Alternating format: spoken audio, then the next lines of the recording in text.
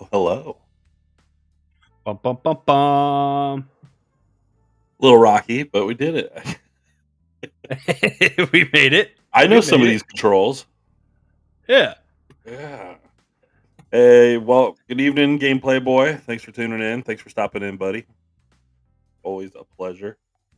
Happy Tuesday evening, everybody. I hope the week has been kind to you. It has been kind to me. I'm feeling good. Uh, Front office, how you doing? Man, you know what? This is the best time of year. I gotta be honest with you, You a right? Like fall guy? the weather starts getting a little cold. Okay, you know that's the weather that I like. I know some people like it warm. I'll take it cold. Sure. Uh, had the windows open all day. Luckily, was actually at home today, which was nice. Change. Workplace was closed for the day, so did some work from home, and just been hanging out, ready for this. There's some sports things going on tonight. They're important to me, and yeah, pretty good week. Do you have any window AC units? No, no, I got. If you didn't have central air down here in the south, I think you would die. True. But I don't have any currently, but I used to, and I do that feeling of finally pulling the AC unit out of the window Yeah, and knowing that you're not going to have to bring it back out until like April. You pull it out, it like pees on you.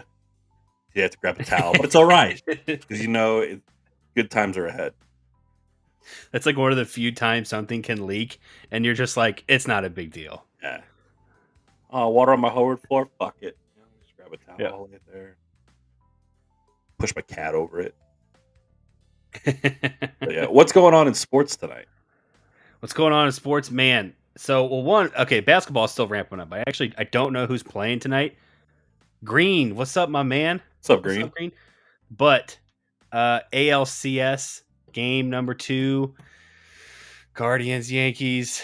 I'm nervous. That's all I'm gonna say is that I am nervous. It's only game two. Oh wait. So who won game one? Actually, I have not paid attention. No worries. Yeah. So game 1 went to the Yankees. We had, this is the thing. Game 1, championship series. You throw in a rookie pitcher, and he does rookie things. Throws a couple wild pitches. Just has a rough outing.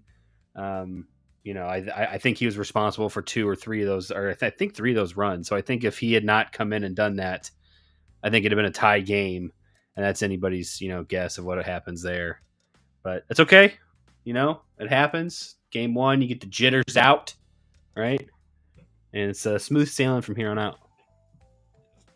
I didn't have tear in my eyes for Johnny Gaudreau's tribute at all.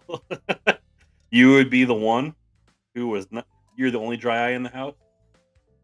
And hockey, of course. Yeah. Dude, I saw I think all of the players are like wearing their his jersey or like his number. Actually, I don't know if the jerseys are all like that, but I thought that was sad as shit. I mean, he was a star, but I don't think he had quite ascended to the heights that he was going to. And maybe that's what's most tragic of it all is that like he was like what 29. Oh yeah, he was young. I mean, I know he was definitely a young star in the league. They Yeah. loved him in Columbus. They loved him, and then he had previously played for was it Jersey. Oh man. No, Oh, 31. 31. It's yeah, a little old, but still. I mean, 31. But like I still, it seemed like his best years were still ahead of him. He was really everywhere he went, people just adored him. And then his brother. and what a great nickname, dude. Johnny Hockey. Dude, when your nickname is a sport, like Johnny Football, fucking Jim Edmonds, Jimmy Ball Game, like Yeah, yeah. when your name is your profession, that's the shit. That is like the ultimate compliment. Yeah, that's right. And then yeah, I knew killed he had the day kids. the day before his sister's wedding. That's why they were in Man, Jersey, dude. just bicycle. That's Yeah, just terrible, dude. It really was sad. I mean, like, I'm not the biggest hockey fan. I mean, certainly not to the level that Nick is, or probably even you are. But that's just one of those storylines that even if you're not a sports person, you just see and you're just like, man, that's terrible. Yep. But yeah, I don't know. It's for me, like sports have shitty people, but for some reason, hockey people seem to be the best people. Like hockey players are all down. If there's But like a that's kind of social funny. issue, the NHL is like progressive. Like who was the first to like rock like some like LGBT shit? NHL. They were doing Pride nights, decade before the NFL. Bullshit, the NFL still won't do it. Decade before the fucking Major League Baseball. Wow. You could not get NFL players to wear some fucking rainbow shit. Well, and shit, baseball. I mean, probably the least progressive sport of them all, really. I mean, it is. Right. It's anachronism. Hey, what's up, It, Cold Peppers? But this is interesting with hockey players, right? Because like I feel like the obvious sentiment around hockey players, at least in like school, like your high school years, is that they're douchebags. So no at way. some point, they turn from douchebags to like cool people.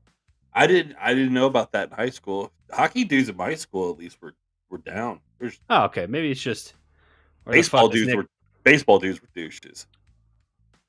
Okay, so that checks out. I guess maybe it's a school dependent thing. Hockey players tight community. Green says, Uh, and don't know where Nick is. Cold Peppers. Bud is dead. I guess I don't know. Bud, R.I.P. Oh, Bud. buddy. Nick, we're gonna be without Nick today. Nick, he's taking the night off. He's got his little sister's last softball game of the year. It's not the last one ever, right? She's not a senior, right? Oh God, no! I think she's a junior, but Okay, so last one of the year. It's a big one. So gonna yeah. go watch his sister play, man. Hope she wins. But just hope Nick has a nice night with the fam. And she might not play next year too. That's always how that goes. And We'll see. get fuck out of here, Cole Peppers. Fuck off.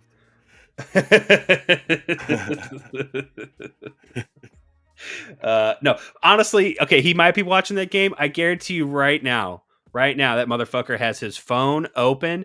He probably not even listening to us. He's watching the Guardians game. I promise you. Right. I promise you. We might be on his phone on his knee right now, maybe. Just checking Doubt it. in, make sure that we're actually on. We didn't fall apart without him. We could have, but we didn't. We rose above. And we made Put it a message in the chat, pussy, if you can hear this. Just saying. So yeah, Nick without Nick tonight, but so we're just gonna hang out. We're gonna talk some stuff. Probably not as much sports as usual because Nick's not here. But we got some stuff in the hamper. I did want to start off. What's up? Sorry, after you. I'm sorry, I didn't mean to cut you off. No, I was just saying the first thing in sports that I noticed today. It made the rounds that Ravens fan. Did you see it? The video? Oh yeah, him beating one or two Commanders fans. He smoked 2 Commanders fans in the streets, but luckily the internet did its thing, and the dude has been identified, doxed the fuck out, and confirmed by his employer that he is no longer working there. Good. He fucked up big time. He lost his livelihood. You cool if I play this video? Yeah.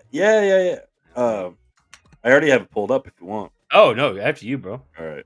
I didn't have it pulled up. I was just gonna find it. Yeah, this dude. I mean, look, probably drunken buffoonery for sure.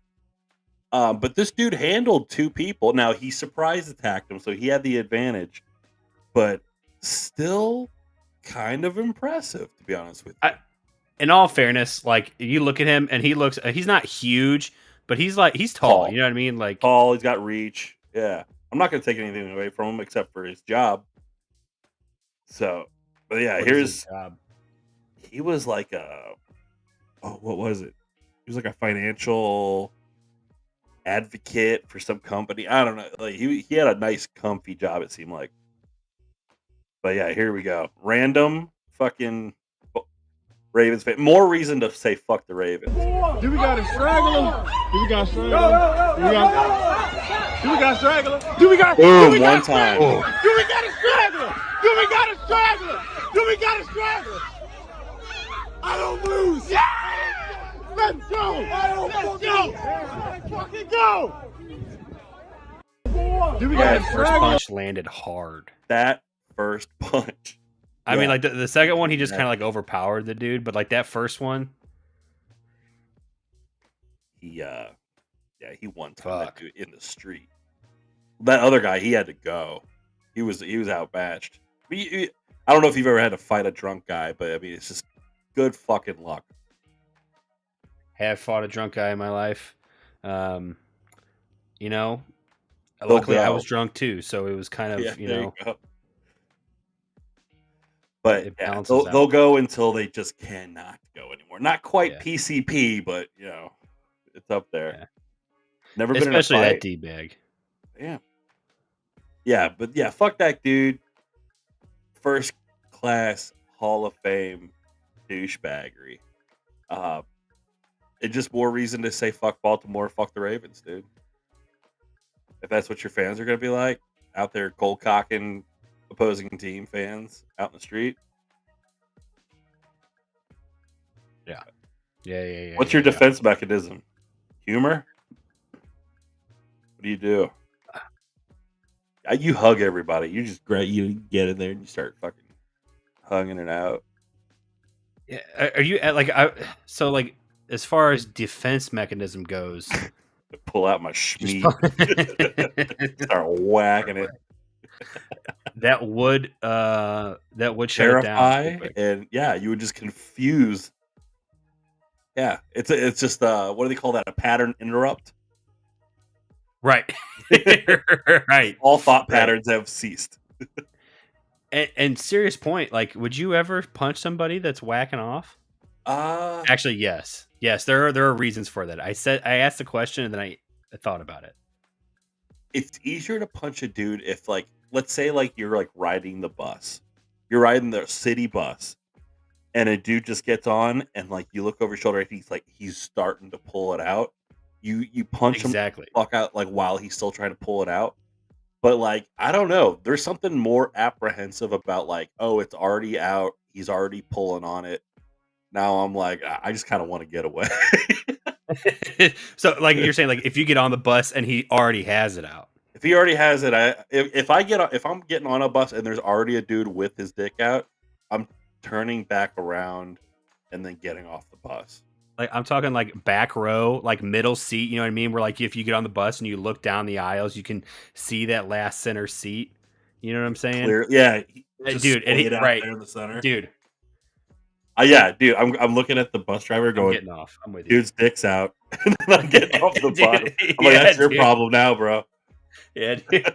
I'm getting off the bus and be like, you need to look back there. Shit going on. Pepper says that's why I go to a bad neighborhood. I just start jerking it as soon as I get into the area. Then it's easy pickings. There you go. Dude. You're gonna separate the men from the boys. Nobody will fuck with you. No. You just got to get crazy. Yeah. You pull your dick out. You got to say some crazy shit. But yeah, so that dude, probably super drunk, but clearly not drunk enough because he was like quite literally in there just like flexing. He knew what he was doing. Fuck that guy. Right. 100% knew what he was doing. But that was the major sport. I mean, aside from those trades today, I mean, who got traded? Dude, there's a couple big ones. I mean, so I think the smallest one was Cam Akers going from Houston to the Vikings. I actually didn't know that. Yeah, that happened. It's a low ball move, or not low ball. It's a lower, game changing type of trade. But a couple of years ago, probably would have been bigger. Cam Akers. Yeah, definitely a couple years ago would have been bigger. It's one of those things like you look at Aaron Jones and the year he's having with the Vikings, and you're like, man, they look built for the postseason right now, which is something I didn't think I'd be saying this time of the year. Yeah. And you need a backup. You needed two. They let Alexander Madison go. Obviously, Dalvin Cook's not been there for a couple years. It was a good move, really. What is up with the Packers just letting running backs go?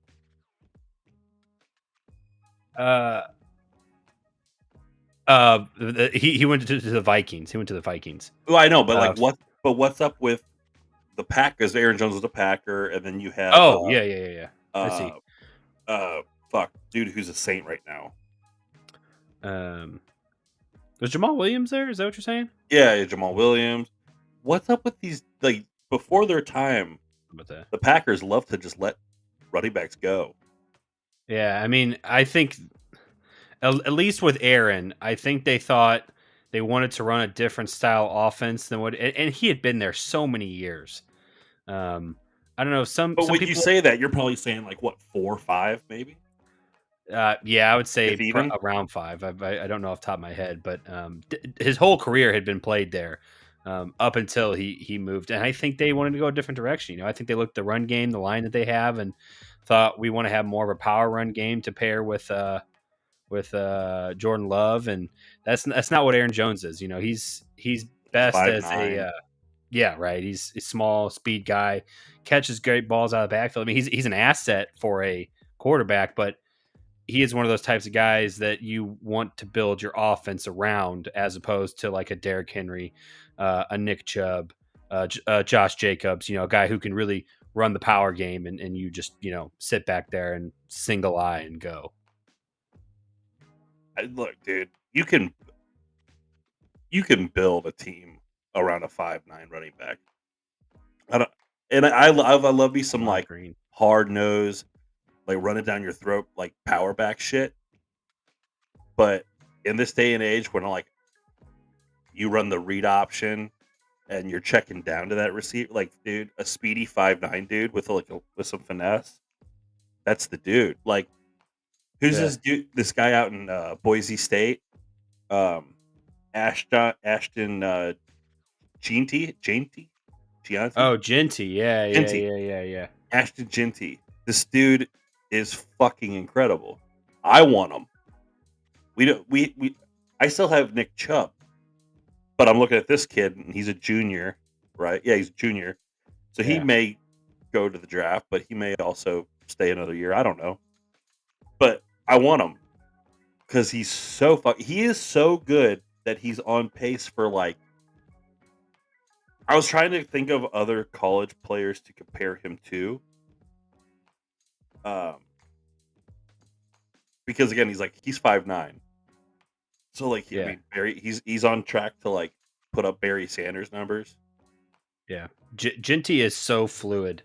I mean, like it, and I mean this in the exact best way possible. He runs like Jamar Chase, where you see him in training camp, you see him in the games, and it looks like he's really not running hard, but he's already faster than ever. You know what I'm saying? His goofy backfield stance where he's just standing upright, like he's just like it's just another day, like in practice. Then you hand him the ball, and it's fucking giddy up. I've never seen that dude I've never seen him put his hands on his knees. He's always just stood upright in the backfield. Well, yeah, and I was gonna say, I think he actually wastes a lot of energy and movements, which I'm sure that once he gets on an NFL, team and whatnot, that will be rectified quickly. But it's just one of those things. Like I noticed watching him, he wastes movements and energy a lot. But I mean, the talent is undeniable. And he's the moment you put fast. hands on him, the legs never stop moving. Yeah. I love that. I love it when he's tied up. There's like two defenders hanging off of his fucking shirt. They're pulling him down, but you just keep the legs pumping.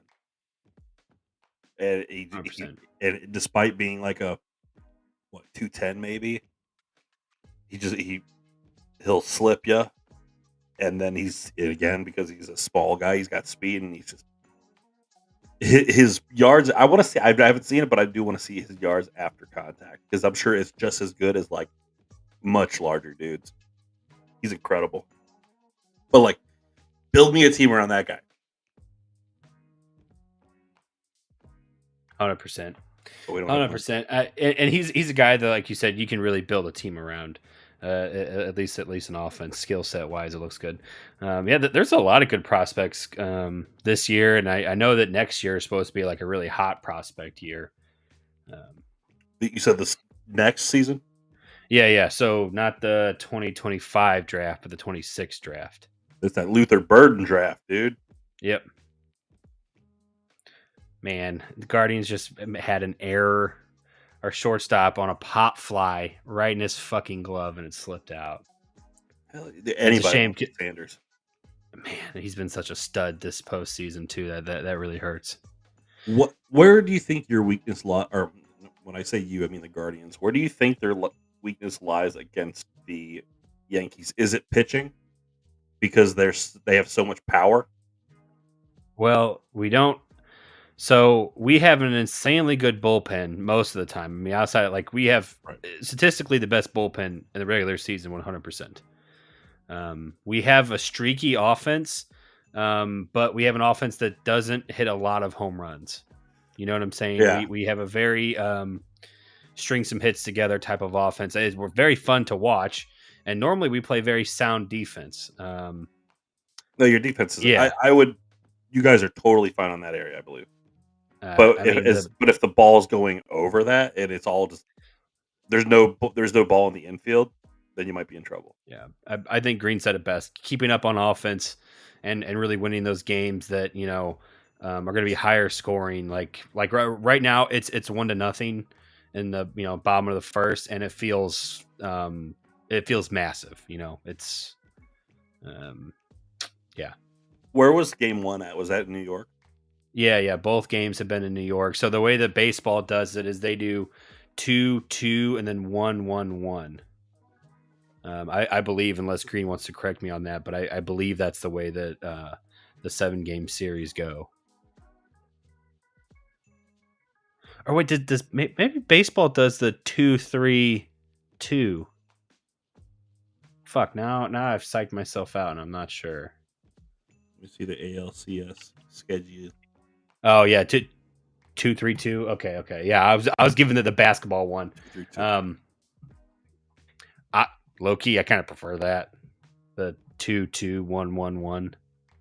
I know that's more travel for the players, but like in hockey. Oh, does hockey do the 2-2-1-1-1? Yeah, where it's like Gotcha. it goes to like 5, 6, 7 games, and yeah, it's just gonna flip. Yeah.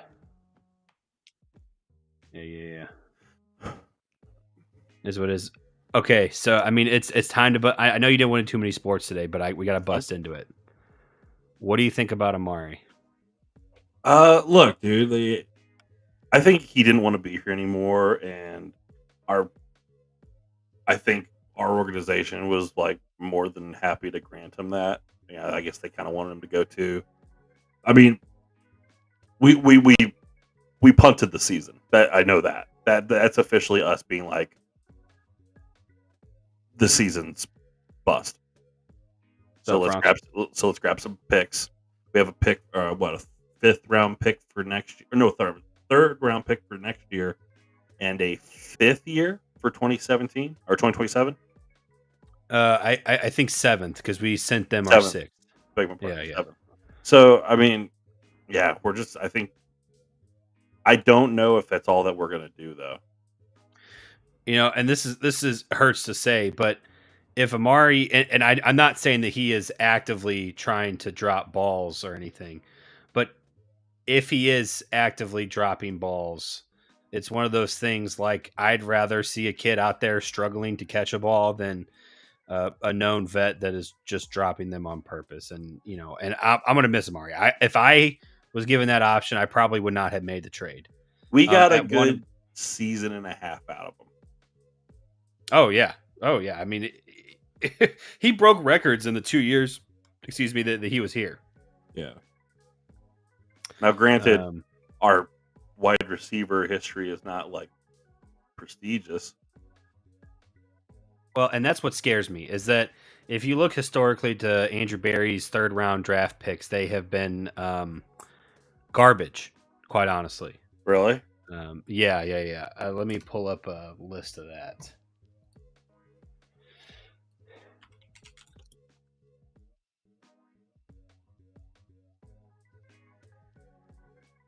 What's up, Franks? Yeah, what's up, Franks? Stopping in, buddy. Hope you're doing all right. Okay, Hope you so have a good the Tuesday. three the third round picks under GM Andrew Barry have been Jordan Elliott. That one's okay. That one's okay. Jacob Phillips, not even on the team anymore, I don't think. Anthony Schwartz, awful. Oof. Um, Has Martin anyone picked him Emerson? up? No. I don't. Well, he was on the Chargers, or was it the Chargers or Dolphins? I don't remember. One of those warm teams. Martin Emerson, who had a great rookie year, but really shit the bed last year. Schwartz is on the Dolphins practice squad. Okay. Dolphins. Which makes sense. One of those speedy guy. Yeah. Alex Wright. Oh my God. Yeah, dude. David Bell. He's been, he was great for that one game we had him, and then we cut him again. Cedric Tillman, who is sitting on my dynasty roster, about to get cut. Sayaki Ika, not good. I mean, fun to watch, but not good. And then Zach Zinter, who has been filling in on the offensive line, not doing a very good job, but also playing out of position. Did the Bills give or get anything? I don't care about anyone else. The Bills, they got... Yeah, so the Bills got Amari Cooper. Pick. Yeah, but they also got another pick. And sixth rounder. Next year. Yes. It's technically from Detroit, though. So that was from the Donovan People-Jones trade.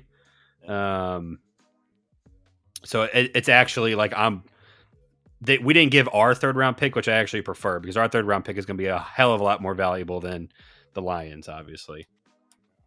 God, I missed Donovan Peoples-Jones.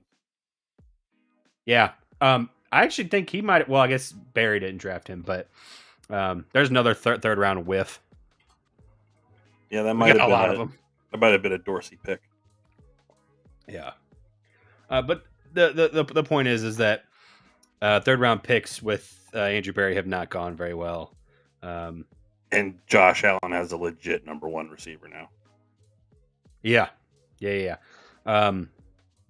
It's going to be really interesting to watch Amari in that offense and seeing, was he really just fucking around with us this whole year? Because if that's the case, that's really going to kind of bug me. Because actually some of his advanced metrics are not nearly as good as they have been in the past either, owing to him perhaps slowing down. But sometimes just a new environment, man. I don't know. Oh, yeah. Well, and I'm going to think it's not that. I'm going to think it's more of like he wasn't giving a fuck. Yeah. And now he's, reinvested, and now it's, all of a sudden it's like, oh, let me play some ball. Which I'm not going to let bug me, because there's so many things this season that do bug me, that if I let them all bug me, I will fucking jump off my roof.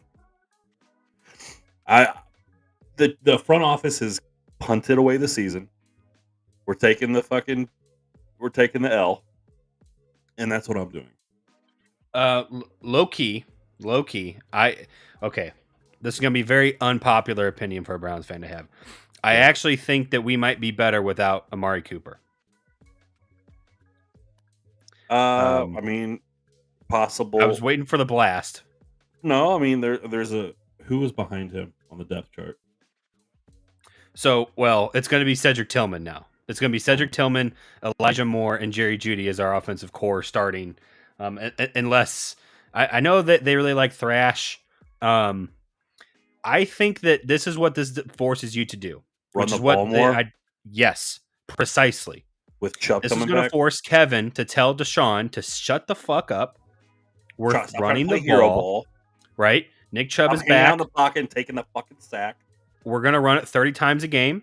Right? Our offensive line is getting healthy. If Pochich plays this week, we're about as healthy as we could possibly want to be. Jed, Conklin, Pochich, I guess we probably Batonio, and even if you have to start Zinter, that's fine. Isn't it crazy how Batonio sucks this year? I mean, he's still been our highest graded lineman, and he's still getting beat out there. Like, I've never seen him get beat before. Yeah, I think I love that dude. Stuck with doing too much, personally. We knew it was going to be a drop off when Bill Callahan left. We didn't know it'd be this bad. I don't know. I think that we could actually look better on offense now without Amari and Deshaun thinking that he has the ability to do it himself.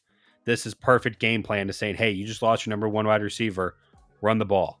Let's see Jerome. Oh well, fuck. I guess is Jerome Ford hurt? I'm pretty sure he's not playing this coming week. Let me see.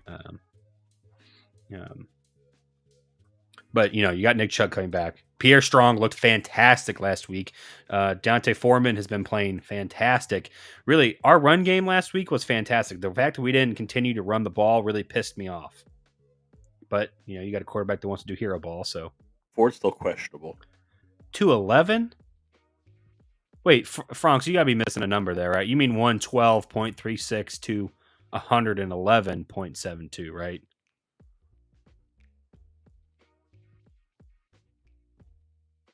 Dude, did you see me squeak by this fucking week? Well, yeah. Well, oh yeah, you had Adam Lazard, right, with that bomb. Yeah, on some bullshit. Right before halftime, Hail Mary, and that didn't put me ahead, but it made it possible. Man, it's nice when the football gods smile at you every once in a while. Dude, did I win? Yeah, did I totally win? Like basically on some bullshit, like Aaron Rodgers, 8 seconds on the clock, Hail Mary bullshit, totally. But when the football gods just kind of, God, does that feel good? Yeah, dude, that was a crazy Hail Mary play. You know what? And what's funny is that I won the week. I was number 1 overall in our league. Oh, no shit. Nice. And even though I won, I got bumped. How? Points. Oh. McNubbs put up so many points this week that dude, his team is stacked. He put up so many points this week that he actually took over the number 1 seed. And I was like, dude, I win and I get bumped to second. That's some like crazy FCS bullshit. He was up by like 12, and he had Bill's kicker, and Bill's defense only got 11. Damn. Way to pull it out. Yeah, Green. I just squeaked by Nick on some Alan Lazard bullshit. I had James Cook set as my flex, and then like right there before the game, they said that he was out, and there was only one other person I could put in for Monday night, and I had to put Lazard in. But you know what? Lazard has had 5 touchdowns in 6 games. This is the best stretch of his fucking career. But now that they just acquired Devontae. Yeah. Just saying, and that Lazard stock's for yourself, anyone else in the league that's perhaps in the chat not chatting, Devontae's on the market if you guys would like him. Very reasonable, my team's not going anywhere. I need some picks, or some young. I think I'm 2-4. 2-4 now. 2-4, 2-5. I started basically the Bengals. Jalen Hurt has kind of been struggling a little bit this year. He's come out. I think that's an understatement. He's been struggling. So the Geno thing, I'll be honest, dude, he's been a solid top 10 quarterback this year. It hasn't been pretty, but points wise, top 10, and so he's getting me by. But I'm ready for Jalen to turn it up and turn back into fucking Jalen Hurts for sure. Man, I gotta tell you, Stu, I'm not sure that's coming. I'm not sure. And FO, that's right. Garage sale is open, baby. Come get what you need. You know what I'm saying? The line's out the back. I don't want to see no money. Put the money in the back. Yeah. But I think that there are some real problems in Philly. Obviously, they just barely beat us. And arguably, if we had our shit even remotely together, we could have beaten them. And then they lost to. They have some bad beats. Yeah, they have some bad beats. I need to look up their. Who did they lose? It wasn't Washington, was it? They did lose to Washington. Yeah, they lost a real winnable one. That's really fucked up. So let's see. Oh yeah, Atlanta. They lost to the Bucks. They beat the Saints.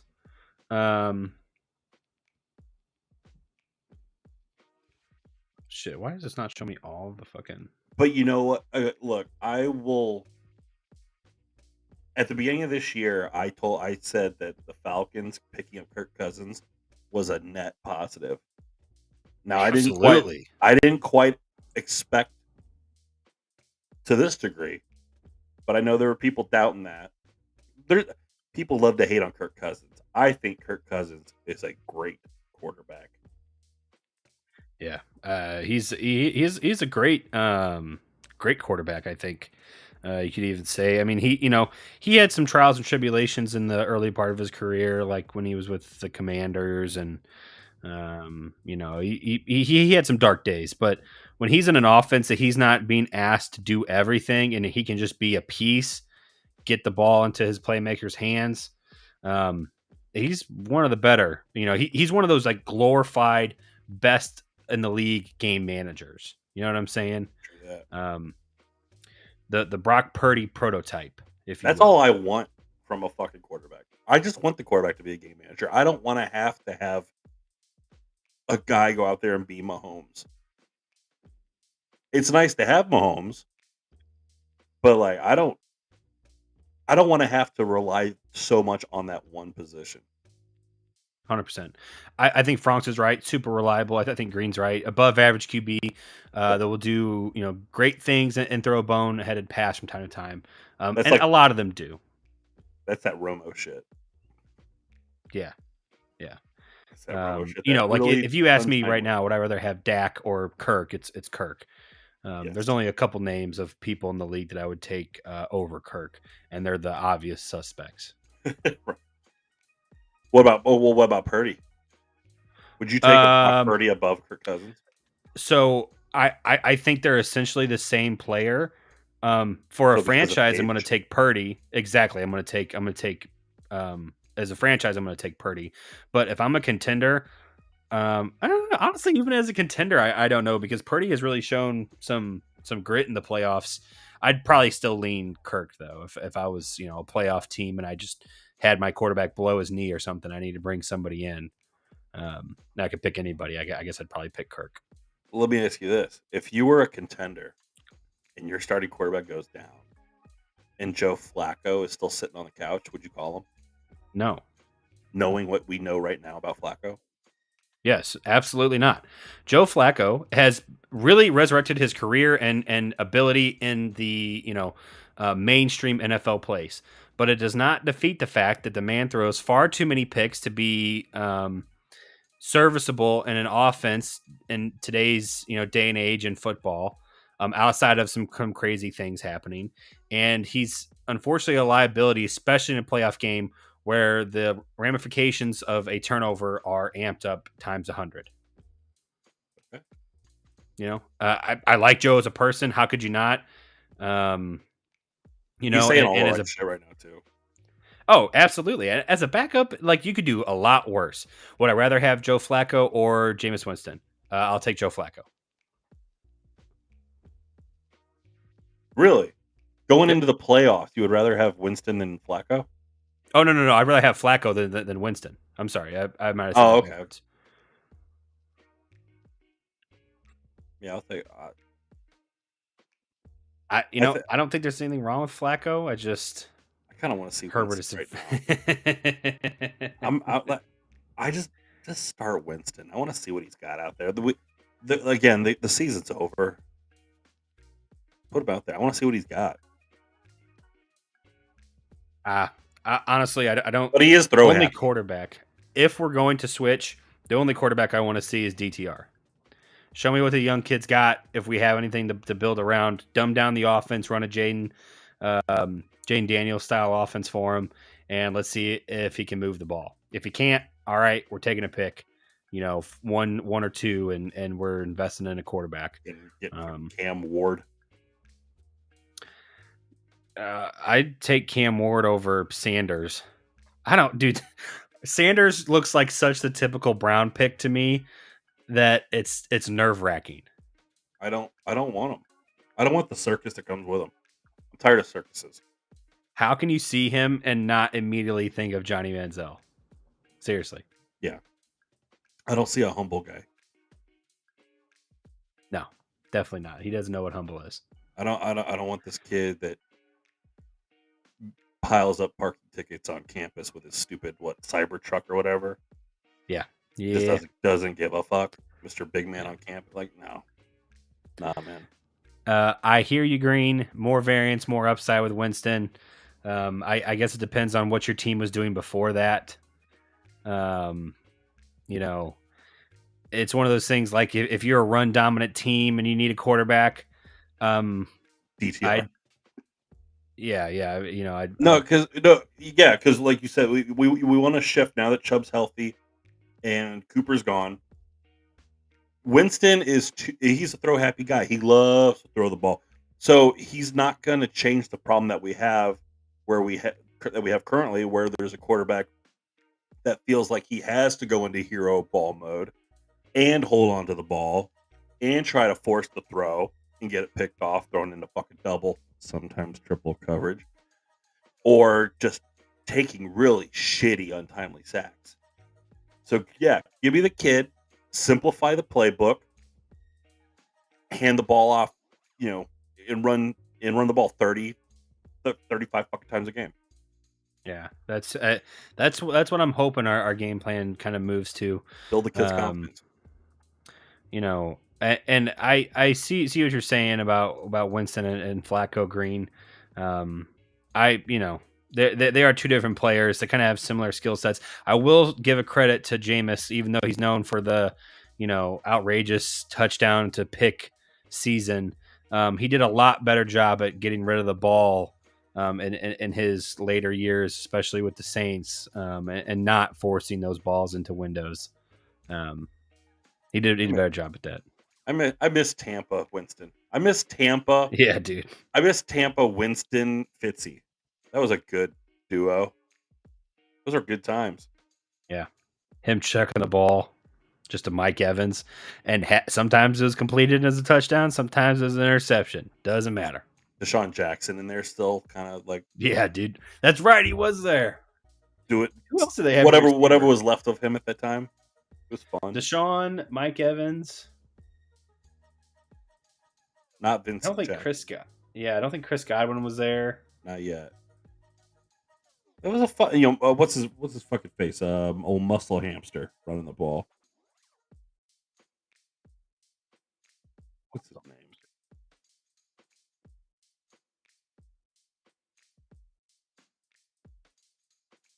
Was it Doug Martin? Doug Martin was there, maybe. Yeah. Doug McCosco, and I don't know if you responded, but I'm just going to reiterate that Justin Herbert is a pussy. Dude, Justin Herbert. Did Justin Herbert give his coach a heart attack this week? Is that what happened? Atrial flutter. He had a atrial flutter. Wow. Not technically a heart attack, but look, I have thought, he might be a little overrated. It's hard to gauge if it's the system, if it's him. I don't think you're wrong, dude. I don't think you're wrong. I haven't watched like any Chargers yet this year, so I don't really know. Because there's not a lot to watch. I mean, J.K. Dobbins is having a career year, which good for him. That poor guy can't stay healthy to save his life. Let's see, Chargers. Where are they at? Second? Still second in their division, and that's a tough division to win. So, yeah, it's one of those things like they might be second in the division, but it feels like they're a whole 2 tiers below what the Chiefs are doing. That's been that's been the last 5 years. Yeah, he did, Green, and I still think there are some things there that give you hope for the future with Justin Herbert. He still has an insanely talented arm. He can still extend some plays with his legs, but he really does need to work on decision making and being able to read an NFL field at times. The Yankees just scored again, guys. Fuck. 2-0. Yeah, 2-0. Goddamn. I mean, when I filled out my bracket, dude, I the Yankees are a good fuck. That's a tough team, man, and they play better on the road. They could go into fucking Cleveland and still steamroll. They're just Yeah. dangerous, and I hate that because I And fucking hate the Yankees. But God, they're good. at this point, I just don't want to get swept. Yeah, Let's at least push it to 5 or 6 and go out, with some pride. true that. Oh geez, yeah, we can. Oh man, we got the pitching coach coming out in a second. Damn, Stu, I know you don't want to talk all sports today. I'm sorry. That's all good, man. But what else we got? Let's see. Let me go to the Discord here. I threw some shit. Yeah, pull it up. Let's see. I asked Chat GPT to roast us. Oh fuck! Did you really? I had I missed Chat this. GPT. I check our shit, and he came in, and he fucking Chat GPT eviscerated our show. Let me find it here real quick. ChatGPT. It's an AI. Green. The thing that created me. It is essentially a different version of that. Yeah. So people are using it to like cheat on their homework, write essays for them and shit. So I had ChatGPT go and check out our shit, and it came back. Let me see. All right, here's what ChatGPT says about pushing Mongo. Oh jeez. It's brutal, dude. Yeah, Pushing Mongo, the podcast where Nick and Stu have somehow convinced themselves that two guys chatting in a basement is the next big thing. It's like if your friends had the most boring, repetitive conversations possible, then decided, hey, let's live stream this so everyone could suffer. Nick and Stu really nailed that quote, two dudes talking about nothing but acting like it's groundbreaking vibe. Fuck. Nick's hot takes are about as fresh as the leftovers in the back of your fridge. And Stu, he's got all the energy of a guy who stayed up all night watching conspiracy theory videos, but still thinks he's onto something. The chemistry between them is basically a 2-hour game of who can interrupt the other with a worse opinion. The fact that they stream on both Kick and YouTube tells you everything. Like, they couldn't even commit to one platform. It's like they knew they'd need all the help they could get. They could scrounge up double digits in viewers. Honestly, Damn. their audience probably consists of people who accidentally stumbled in, wondering why their Wi-Fi is so slow. The production value? Let's just say I've seen better setups and unboxing videos on flip phones. Audio levels, all over the place. Sometimes you can't hear a word Nick says, and honestly, that's probably for the best. And then there's Stu, who sounds like he's talking through a McDonald's drive-through speaker the entire time. Pushing Mongo, starring Nick and Stu, really should have gone with a more fitting title like Pushing Viewers to Unsubscribe. Well, ChatGPT eviscerated us. how do we come back from that? We don't. This is the last episode. Nick heard that and quit. Surprise, guys. He said, "Damn, even the AI is getting us." Yeah. Saw right through our shit. No, AI did not hold back. Because AI has no fucking feelings, dude. Ask ChatGPT to compliment? Okay. It's like, oh, server's down. They probably don't actually. I mean, see, now here's the question: like, how do they actually go about making that? They probably just like pulled some Reviews of data. shows. Yeah, Yeah, for sure. Let's see here. those bastards. Compliment and praise the pushing Mongo show on Kick and YouTube, starring Nick and Stu. This will make me feel better. Give good constructive feedback. Why don't you ask ChatGPT how we could get more viewers? Something actually fucking useful instead of just making us cry. ChatGPT, yeah. Be productive. For sure. I was thinking about that lately. When was the last time we had enough viewers to, like, what do you call that? Where, like, you could, like, transfer your viewers to another show at the end of Oh, your stream? raid? Yeah. When was the Raid? last time we had enough people to fucking do a raid? It seemed like for a Man. while there, we were raiding, like, every show. Every episode we could raid somebody. It was humble. You know, here's your 8 people. But still, it felt good. I can't remember the last time we raided. So we need to rethink what the fuck we're doing here. Yeah, I don't know if it's. What do you need? 5 people in the chat. I think green? it's a minimum of 5. Hey, we're doing pretty. We're at 4 right now. I'm just saying. Not Sell to our hype them soul. up though.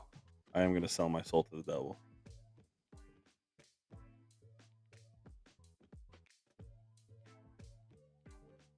I'm not reading this. ChatGPT jerking us off? No way. It's not.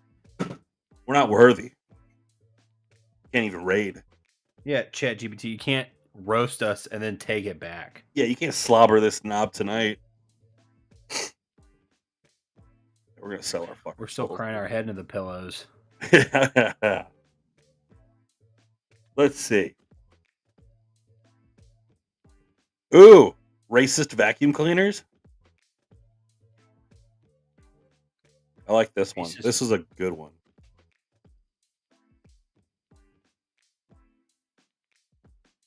Damn. This is on Gizmodo, which, by the way, I did not know Gizmodo was still a thing. So shout out Gizmodo. Yeah, actually, you're teaching me something too. I didn't know that either. I thought Gizmodo. What was that website that Hulk Hogan sued and like shut him down? Oh, Hulk Hogan suing a website? Yeah, the website that Hulk Hogan lawsuit. Gawker. Gawker owned Gizmodo. It was all part of their like. It was under their umbrella. So I thought Gizmodo got shut down with Gawker, but turns out it's still there. I loved Gizmodo. So shout out Gizmodo, still out here doing its thing. Wrote a new article, said hacked robot vacuums across the United States started yelling slurs. Oh, Yeah. Let me begin. It's a tale as old as, well, the Internet of Things era. Robot vacuums made by Ecovacs have been reportedly roving around people's homes, yelling profanities at them through the onboard speakers after the company's software was found to be vulnerable to intrusion. ABC News in Australia reports that there were recently multiple instances across the United States where owners of Ecovac vacuums noticed their devices acting unusually. Quote, "It sounded like a broken up radio signal or something," Daniel Swenson, an owner of an Ecovac D-Bot X2, told the outlet. "You could hear snippets of maybe a voice." He opened the vacuums app to find a stranger was accessing its live camera feed. Oh shit. And remote control feature, but assumed it might be an error. After resetting the password and rebooting the X2, the vacuum quickly started moving again. This time, there was no ambiguity. You all right? sorry. Yeah, sorry. I read ahead. Oh. This time, there was no ambiguity about what was coming out of the speaker. A voice was yelling racist obscenities loud and clear right in front of Mr. Swenson's son. Effing screamed the voice over and over again. Perhaps the best part of this anecdote was Swenson's incredulous conclusion that the situation could have been worse. This is so Mr. Swenson, he's definitely a there's bad people on both sides kind of guy. But he's right that it was nice of the hacker to let him know his vacuum was hacked instead of spying on him indefinitely. The most common issue people have with so-called smart home devices is that they often require a software subscription to access core functionality.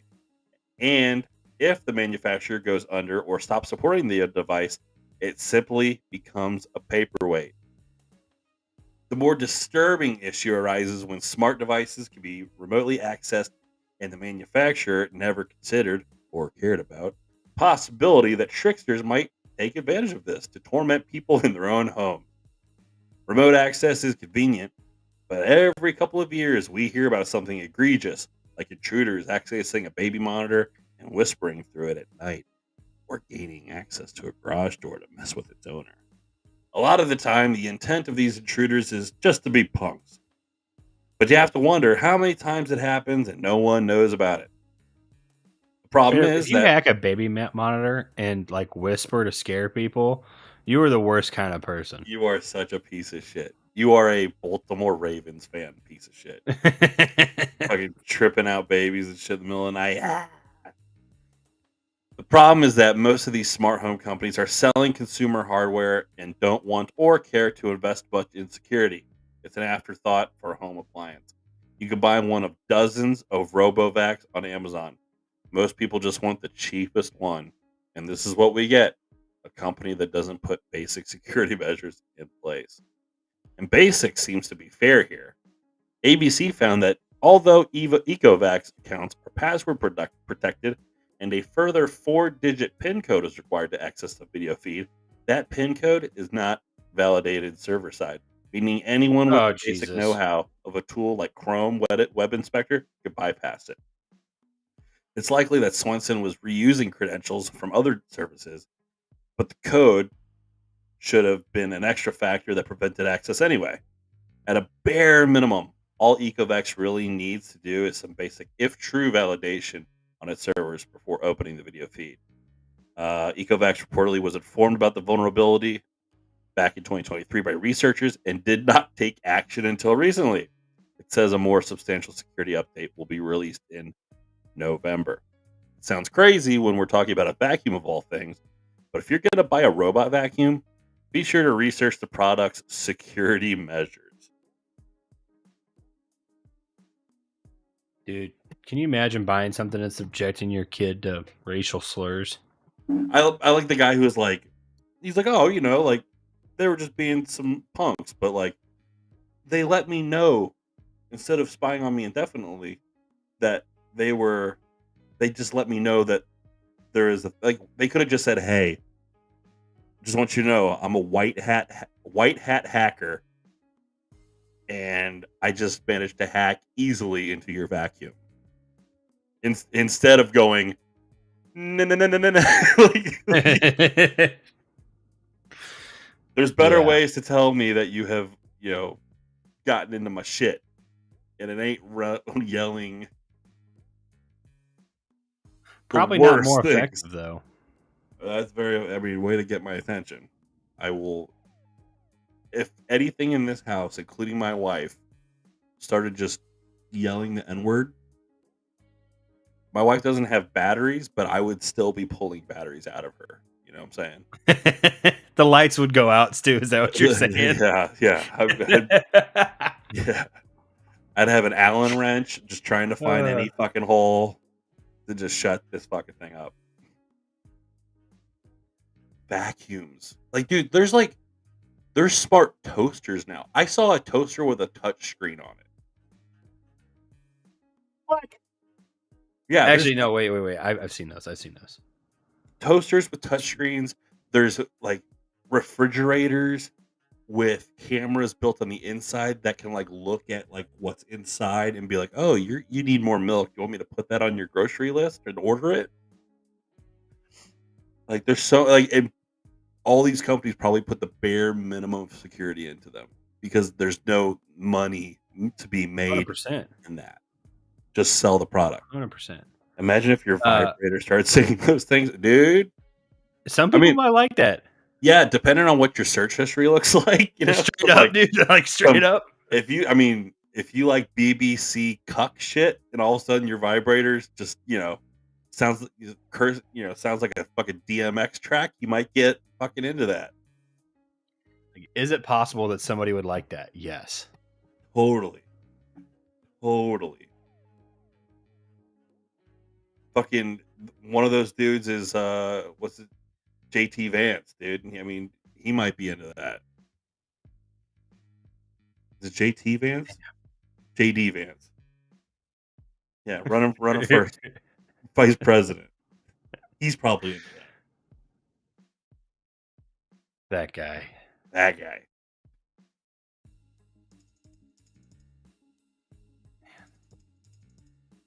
Pushimo can make some money doing this. If we start speaking through, what if we only did like our audio podcast live through vibrators? You know how many vibrators we would need to get like different pitches? No. Like, there's a tiny speaker in the vibrator, and we don't do it. So like, it's a gender neutral. I see what you're saying. Vibrator. A prop. A prop. As No. Remember that toothbrush from the 90s that like it would play the music while you brush your teeth? Oh yeah. Yeah. Tooth Tunes? Yeah. Oh, is that what it was called? Damn. Good memory. I remember Danny Tamborelli from All That was in the commercial. But like, you could press the button to play the music, but you couldn't really hear it. It wasn't until you put it up against your teeth and the sound waves would reverberate around like your skull. So you would hear the music like in your head. Right. So let me pull Tooth Tunes. Hell yeah, dude. They still make that shit. Nice. There's a Devo commercial. Get the fuck out of here. Danny Tamborelli. I can't believe they still make that. I haven't seen a commercial for it in years. Music toothbrush commercial.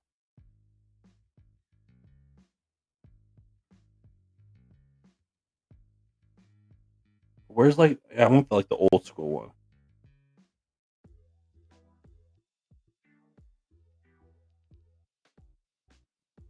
I mean, it totally is called Tooth Tunes. All right, here we go. Damn it.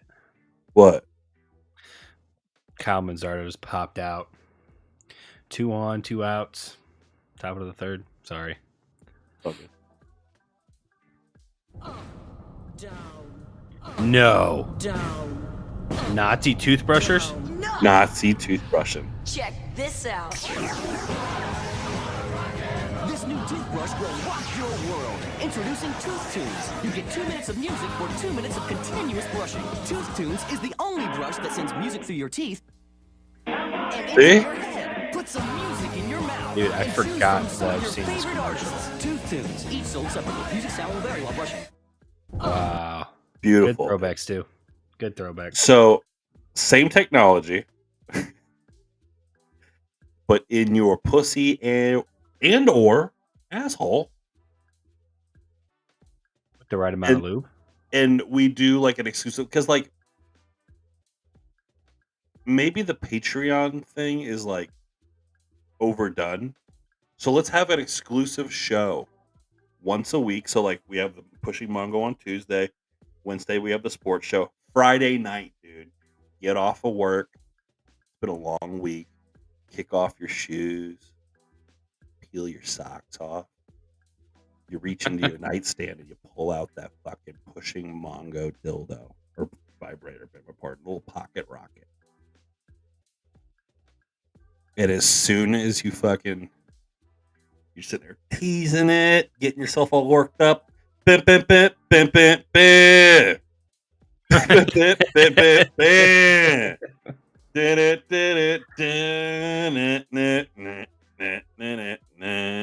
do have the perfect intro song for it. It's a good tempo. Yeah, that's what I mean. Like Just working it up, on, dude. off, on, Some off. little foreplay. Yeah. And then Nick and I come in and go, hello.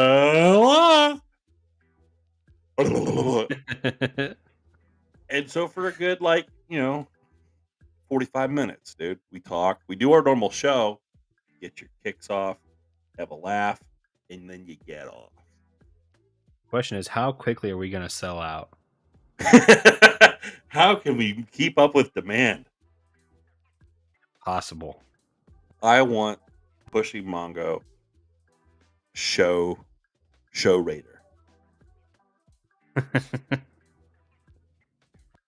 Because I want to win. I also want to win best new podcast at what's the porn awards called?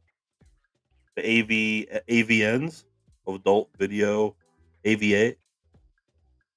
There's a porn Something like award. that. There's like the Oscar for porn, and they have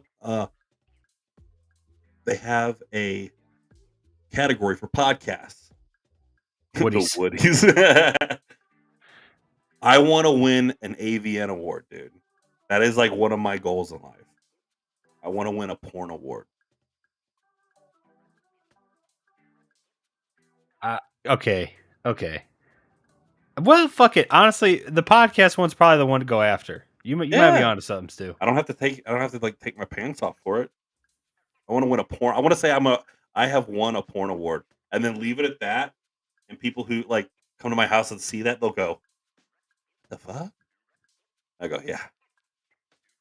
And the smallest award goes to. Listen, we're getting on that stage, hoisting that bitch up with pride.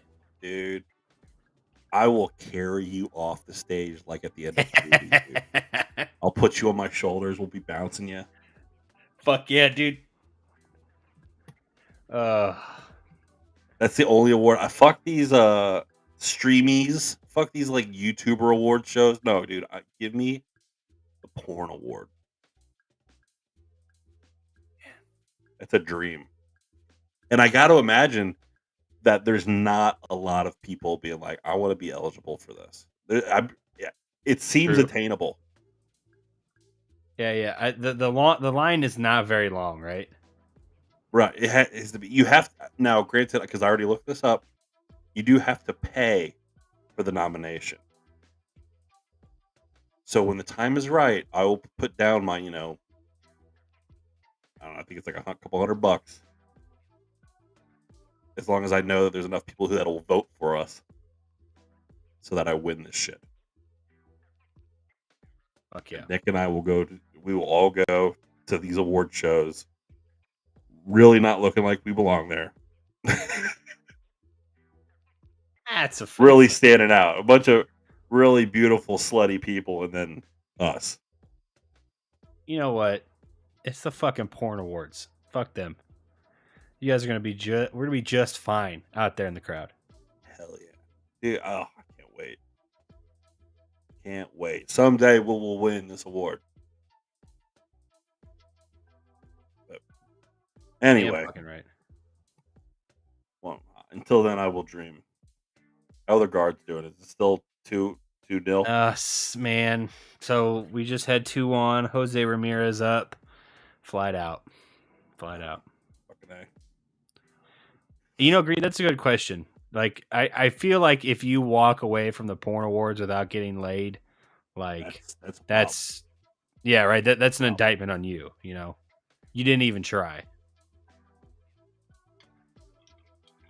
I mean, even if we brought our wives, and then afterwards we're back at the hotel, and you're like, our wives are just disgusted with the fact that we were there, and yet we're like, but you know what? I still only got eyes for you. Damn right. So you're getting laid for sure. Still getting laid. Like, look at all this snatch, babe. And yet here I am with you. Not out there.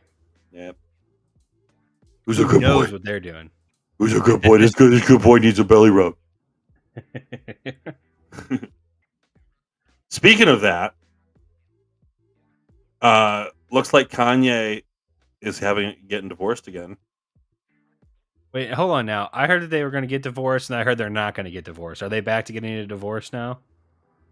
When did you hear about the divorce? Like, I don't know, weeks ago, roughly. Oh no, this week. Damn. Yeah, she's like. So it has come to light. So apparently, Kanye a freak. Kanye liked an orgy, and his wife Bianca Sensori, because she's worked for him for a while before they ever got married and shit. Right. But she's been his orgy coordinator. She's the one that organizes the event. She calls people, makes it happen for Kanye. She was totally cool with this. She was cool with Kanye just fucking, maybe sucking. I don't know, but just all kinds of shit. In all kinds of holes. She was cool with that. Kanye got so comfortable with this and just was like, I guess I could kind of do anything. But the final straw turns out when Kanye told his wife, hey, can I have sex with your mom?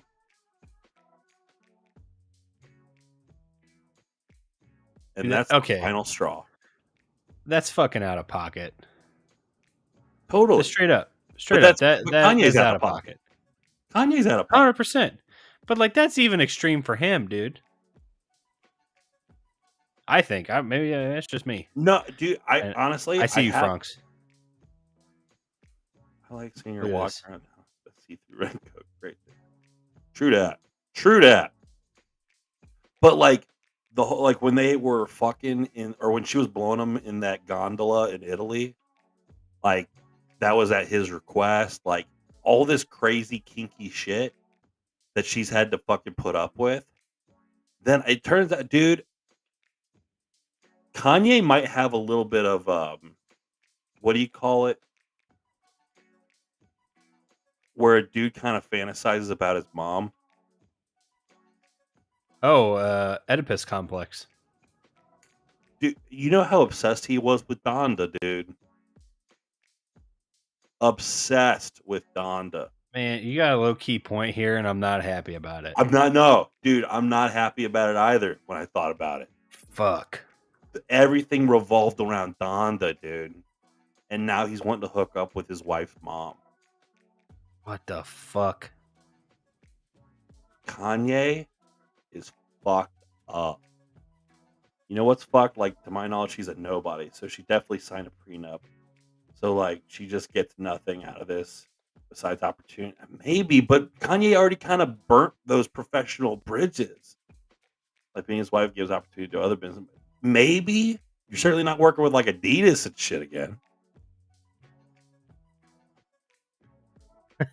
Maybe her mom just hot. Maybe her mom just hot. I don't know. Let's see if there's a photo of her. Surely. Bianca's a good looking lady. Kanye made her wear some weird ass shit. Alexandra Sensori. Damn, and making her watch him plow her mom. Right. So it's not just like he wanted to have sex with her. I don't know, Franks. The fact that he wanted her to watch it happen. No, dude, like she's old enough where it's all starting to like look I'm sure for her age, she's a good looking lady. But come on, dude. You're Kanye West. You're married to Bianca Sensori. You're gonna go after like old droopy eyelid, turkey neck in it. Look at the turkey neck. I don't see it. No, dude, that's why it's got to be something else, dude. There's a little something going on. Okay, see now, Franks. If you're saying it's just a power thing, now we're back to the psychology. It is textbook, my man. Textbook. Oh, agreed. At least he's not too. Although I did hear a rumor that he was he did have some roles in some Diddy parties. He came up in the New York scene, dude. Guess who's the king of the New York scene? Guess who else is a freak like that? All holes filled. Doesn't matter the gender. Kanye fluid, dude. And I ain't talking about bars.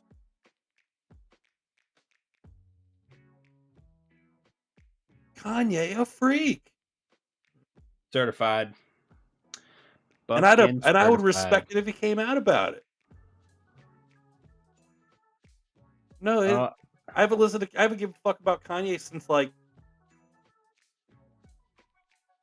I mean, on the real like 808s. But like Life of Pablo is like okay. And But people 808s was my jumping point. Well, okay, the last album that he put out that was absolutely fantastic, 100% was Kids See Ghosts. I liked Life of Pablo too, but I could, people didn't like that. I can understand that. It gets so much worse than Life of Pablo, you know? Yeah. But so yeah, I mean, let's see here. Kanye West's mother-in-law. I don't know what she said here. She has spoken out for the first time after it was alleged that the rapper told his wife, Bianca, that he wanted to have sex with her mother, Alexandra Sensori, while she watched. An ex-assistant has made the shocking claims in a disturbing lawsuit. Influencer and former OnlyFans star Lauren Pisciotta sued West, 47, earlier this year for allegedly sexually harassing her and stalking her when she was employed by him. I remember this one. West denied those claims, calling them baseless. Said that the bitch is blackmailing, extorting him, but has yet to file a defense. Let's get to the fucking mommy shit here, bro. What a fantastic top, by the way. That chick that they were just talking about, like the 47-year-old or whatever that sued Kanye, she is very attractive. Is she? Yes. According to the Daily Mail, West allegedly sent Pisciotta a screenshot on September 28th of a text conversation. In it, he is accused of writing to Sensori, "I want to fuck your mom," before she leaves. As per the suit, he asked Pisciotta, "Should I add, I meant I want you to watch me fuck?" He's asking her for like, can you like edit this text to make it a little less shocking to my wife? Pisciotta claimed that Sensori replied to the text as a way insisted upon and required by West for her and others to keep their jobs and visas. Damn. Hey, what's up, McDubs? What's up, the latest Kanye? Look at this big dick motherfucker coming in here, number one overall in the league, top dog, unseated my ass. I won this week and you unseated my ass because you just threw the fuck down. Just putting the foot in it, dude. Did it the hard way.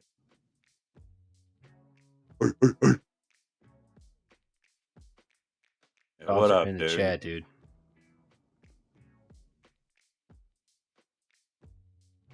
The crazy shit he got. If you look at photos of Bianca before they got married, she just dressed like a normal human being. But as soon as she started seeing Kanye and dating him after Kim dipped out, shit got weird real fast. She chopped all of her hair off. She had like the fucking like, what's the Kardashian mom? I can't keep that. Oh, shit. Franck's just said in the chat. Chris. Yeah.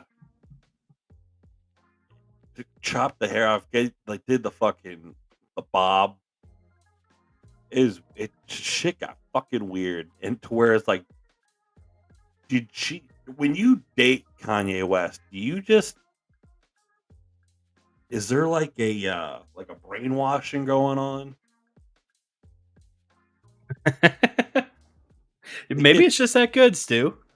There's no way it's that good because it's all about him. It's all about him. She's got those giant milkers that sit up like you have triple D's, but still got a boob top to make them sit perfect. Maybe. I mean, she's still fairly young, so they got some like buoyancy, right? How old was she, Bianca Sensori? I think she said it was 39. That's what the article said. Whoa, she's born in fucking 1995.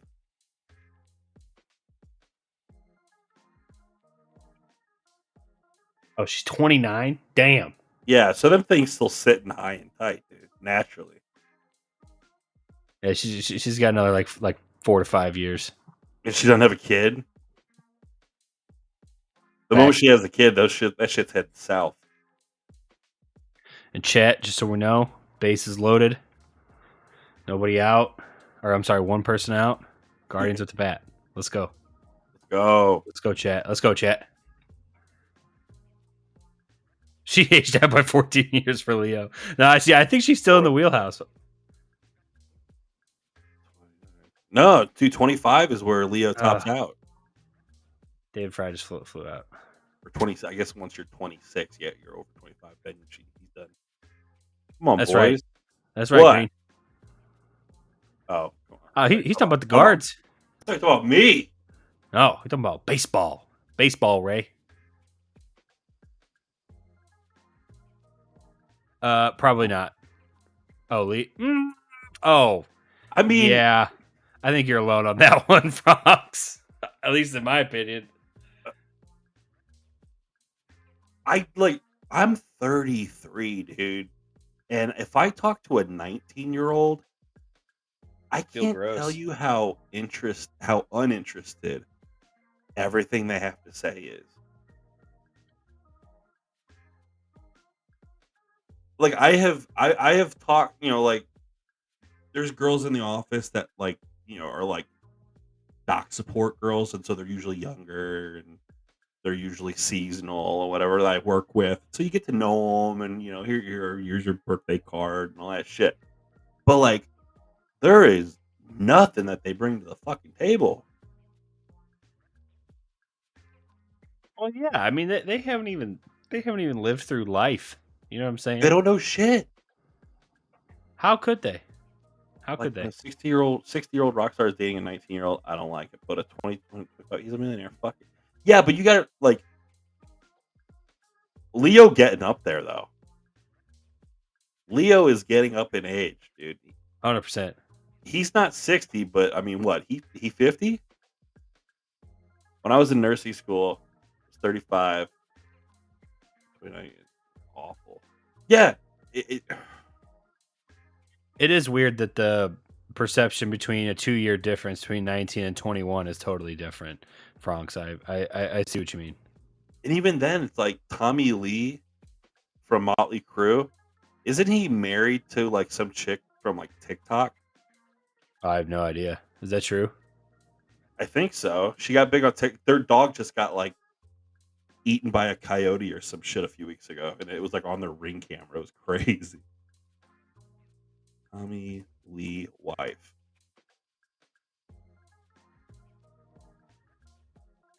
Yeah, Tommy Lee, 62 years old. He's married to a chick named Brittany Furlan.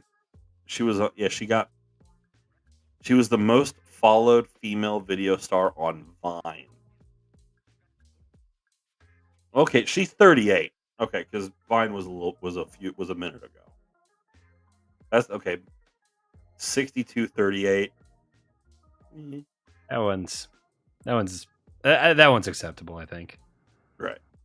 I'm not saying it's not weird, but it is weird for sure. It's a little bit. But 20 years, right? But Leo going out, like, who's he taking to the award show? Oh, she's 20? 100%. Like, come on, dude. 100%. I'm trying to think. My wife is like the second person I ever dated that was younger than me. All my Really? all my relationships were older. Nice. I don't know why. Maybe I got mommy issues or some shit. I don't know. I'm sure I have mommy issues. I don't. No, I got mommy and daddy issues.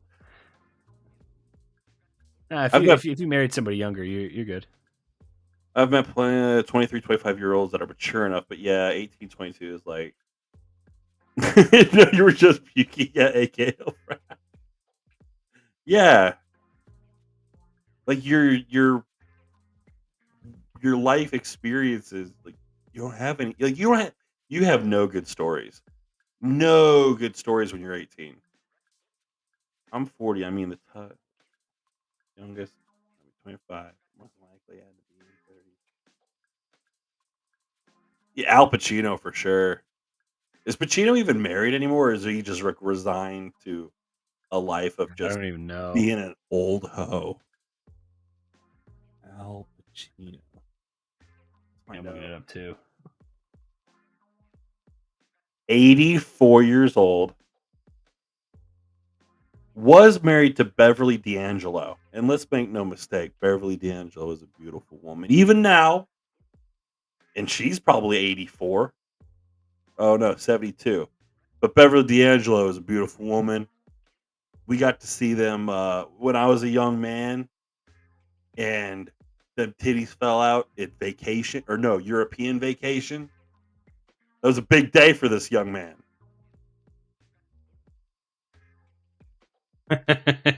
Big day for me. You remember it well. Absolutely, dude. Yeah, pre-internet or pre like widespread internet. Like on your phone, right? Didn't have us, pre cell phone. Yeah. When like you were young and you were just like, dude, you see a tit in the wild, dude. That's like what, You once a remember that one. year? Yeah, dude. That's foundational. That's why everybody wanted to go to Mardi Gras, True that. Throw around some beads, I want to go to Soulard. Why? Oh, like I like Irish. Like Irish culture. Yeah, Beverly D'Angelo. Yeah, foundational. So Pacino was also married to a lady for a few years after that, but let me see, who's he with now? Oh, there's some her name is Noor Afala. What? Alphala. Alphala. All right, let me find a photo. Oh my god. They had a baby? All right, is that selfish to have a baby at Yes. such an old age? Yes. Absolutely. Like Jeff Goldblum apparently only started having children in his like 60s. That's fucking weird. Like he just had a kid. Yeah, I'm with you, Frox. 100%. No doubt about it. 84, and his ex-girlfriend Noor Alfala, 30. My wife is 31. Jesus Christ. 84, and he's having a child.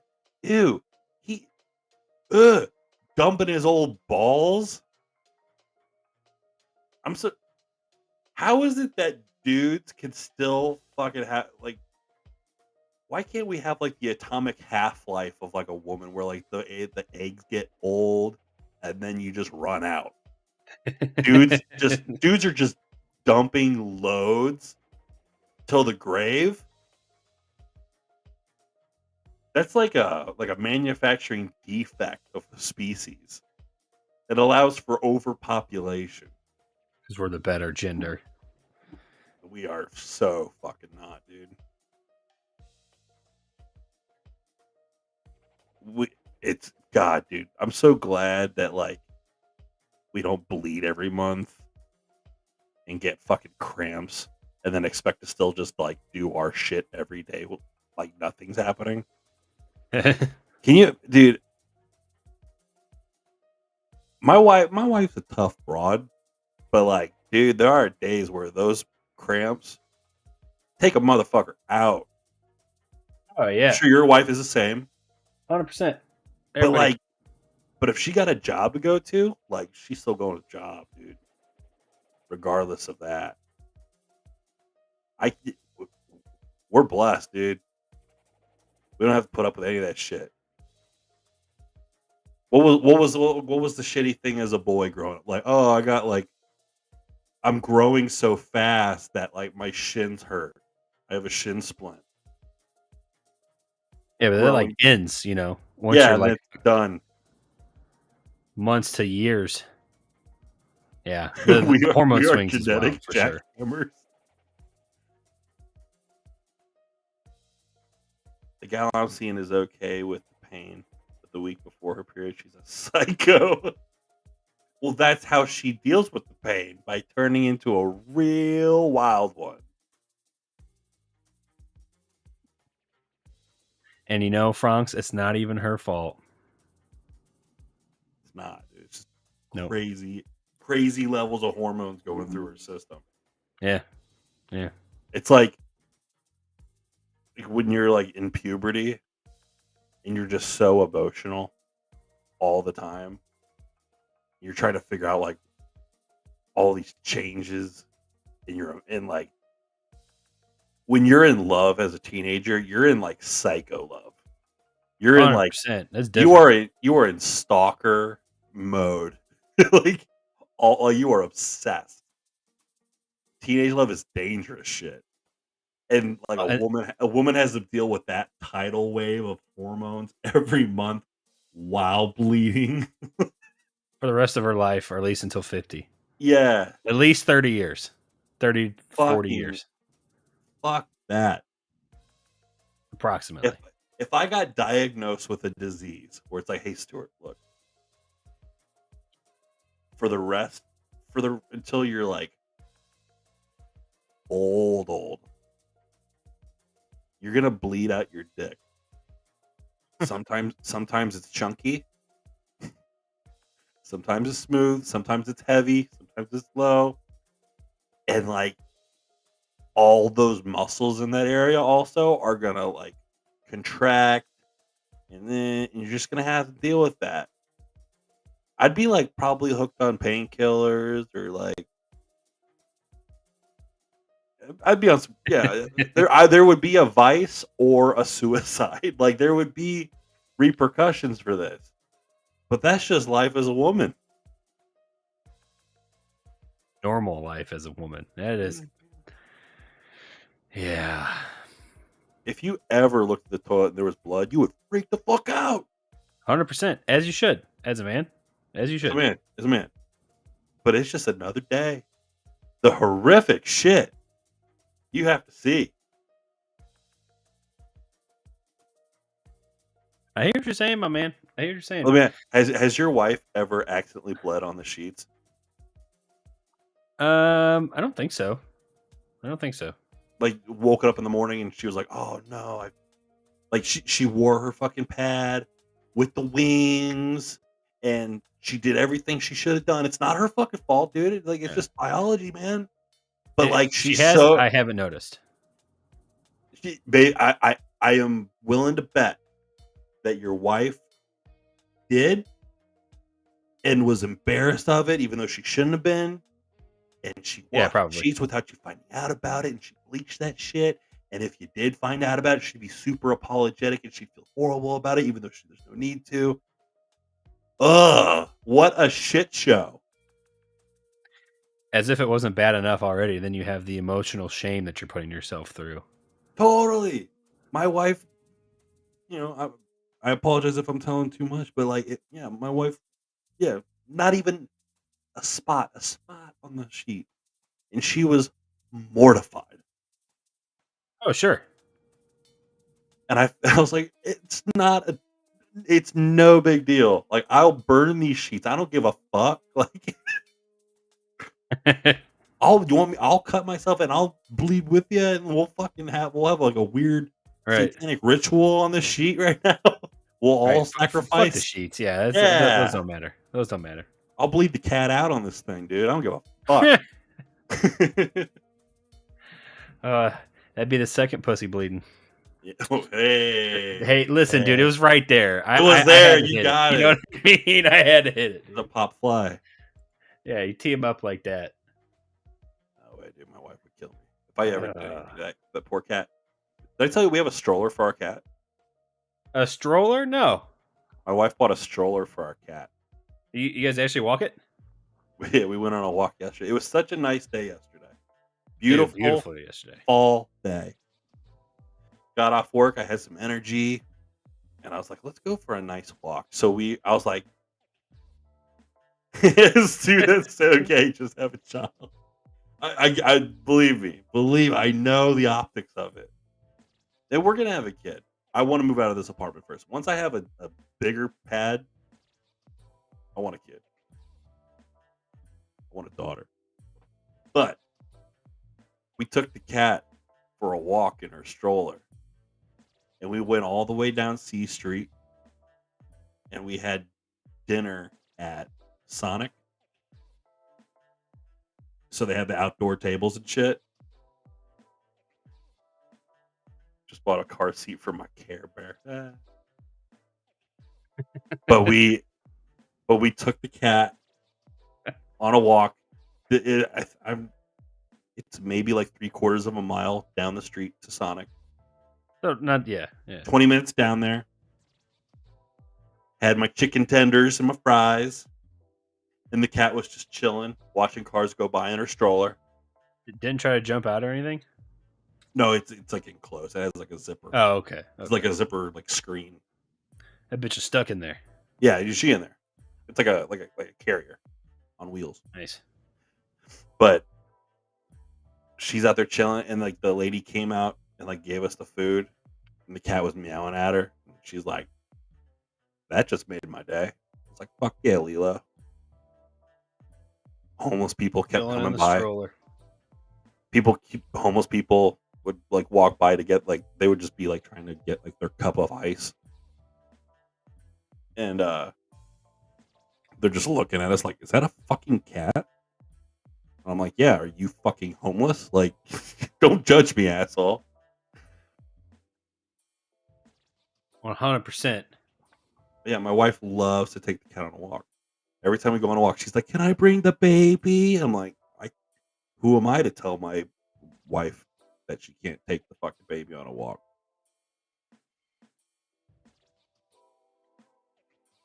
Oh, dude, if she wants to take it, you're gonna let her take it. You know what I mean? Yeah. 100%.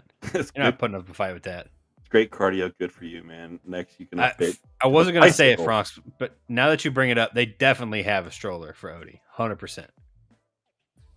100%. I don't know. I don't know if they have a stroller. I think they have the backpack with like the big plastic bubble. Oh, I I knew think they had have- something to carry Odie I with. think they've got the big like cat carrier backpack. I'm With pretty my wife, positive they have a stroller too, though, so they might have both. Man, But fuck and it, look, dude, I don't care. I thought I was like a cat dad. Have you, front office? Have you had a chance to see Nick in his element with Odie?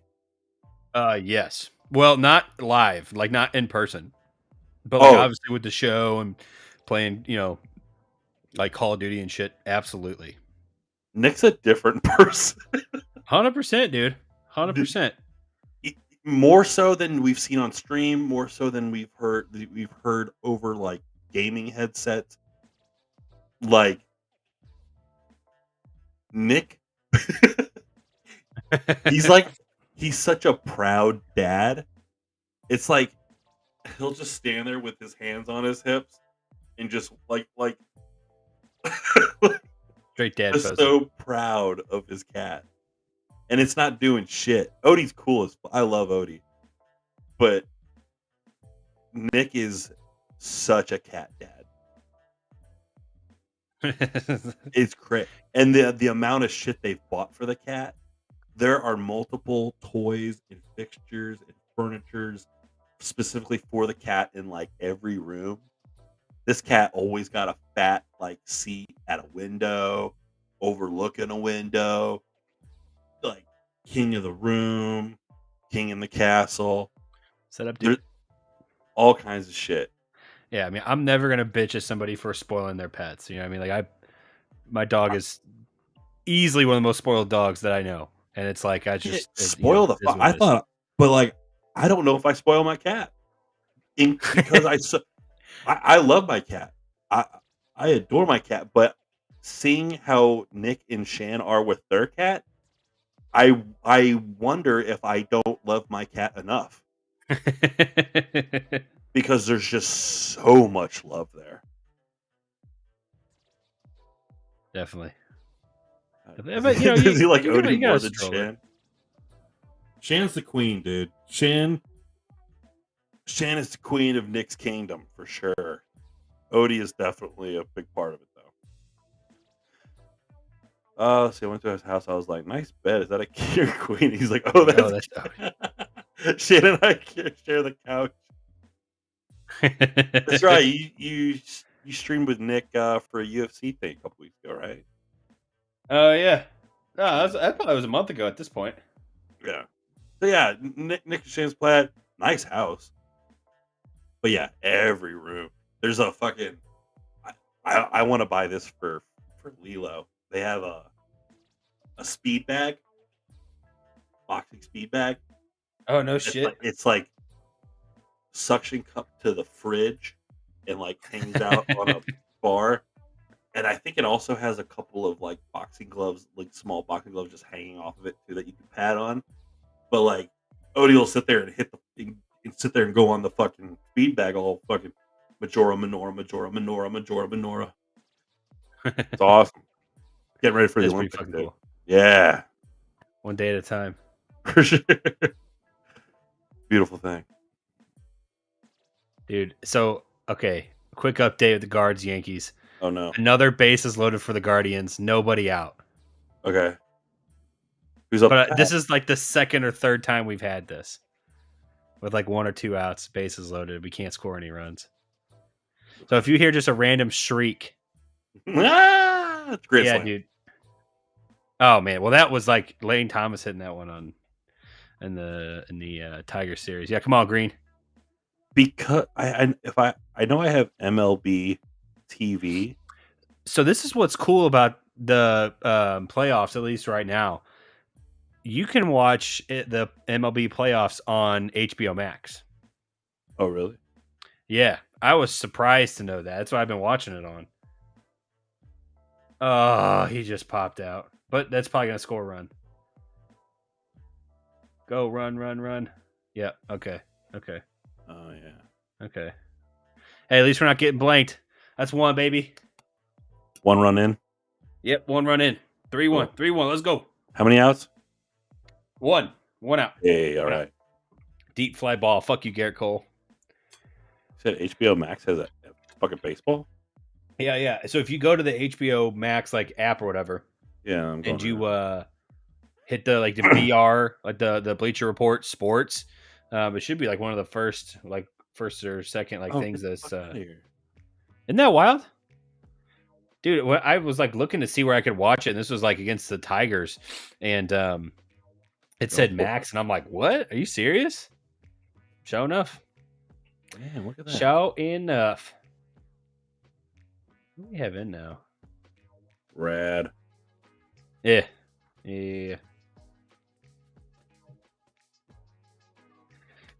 Oh man. Did we just steal second?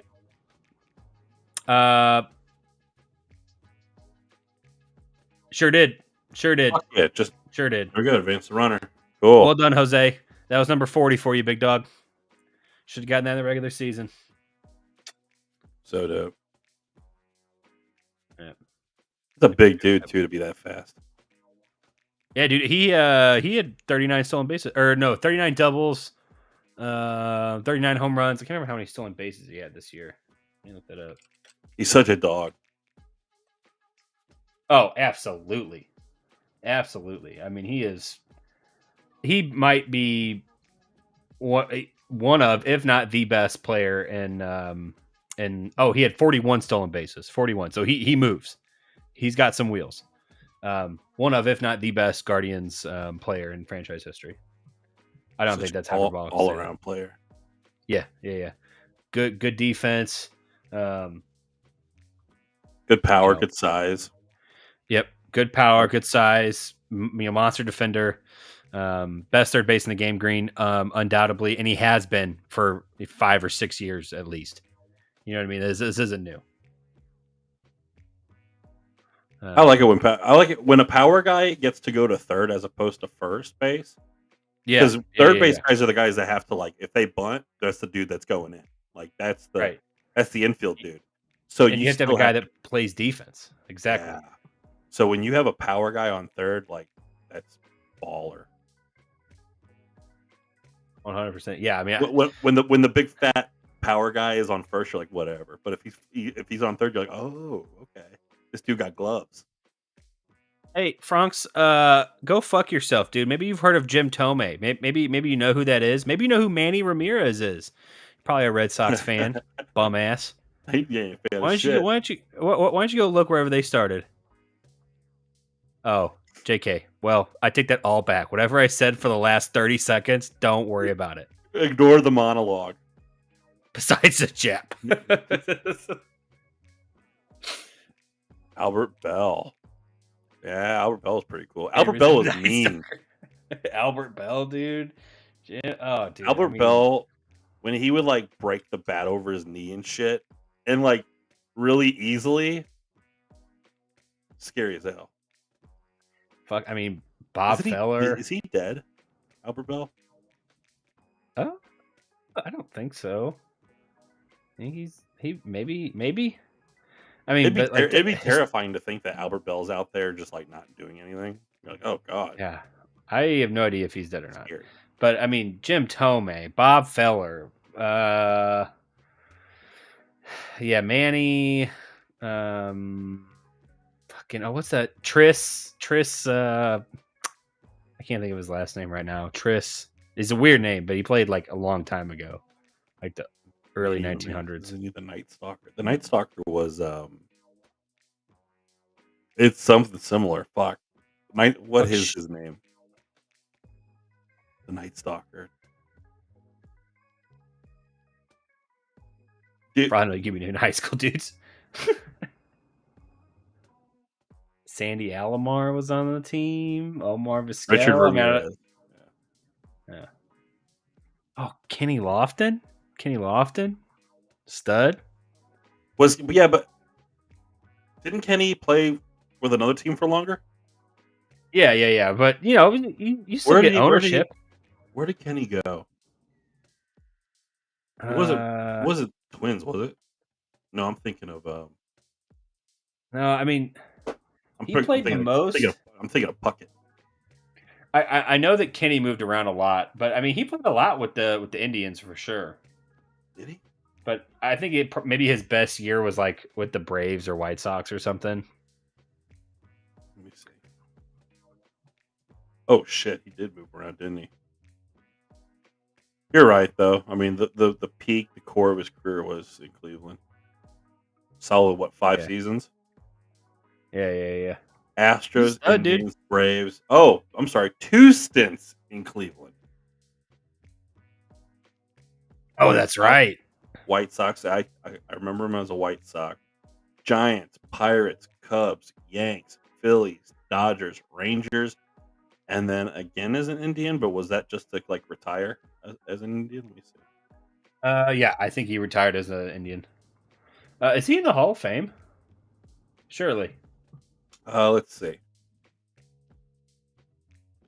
Well, I don't think so yet. Oh, he's not. No, just Cleveland Guardians Hall of Fame. Wow, I thought he was a Hall of Famer. 6-time All-Star, 4-time Gold Glove, 5-time AL stolen bases leader in the Cleveland Guardians Hall of Fame, but not the. Kind of surprised at that, honestly. Not the Pro Baseball.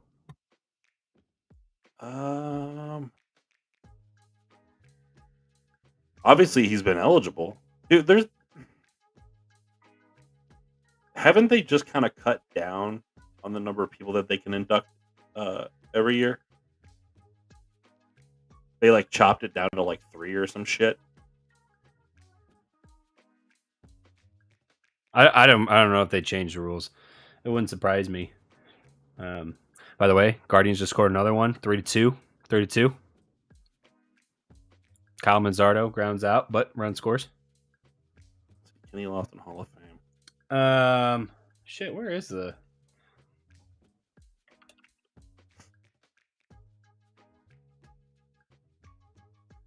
Cooperstown, duh. Ranked. No.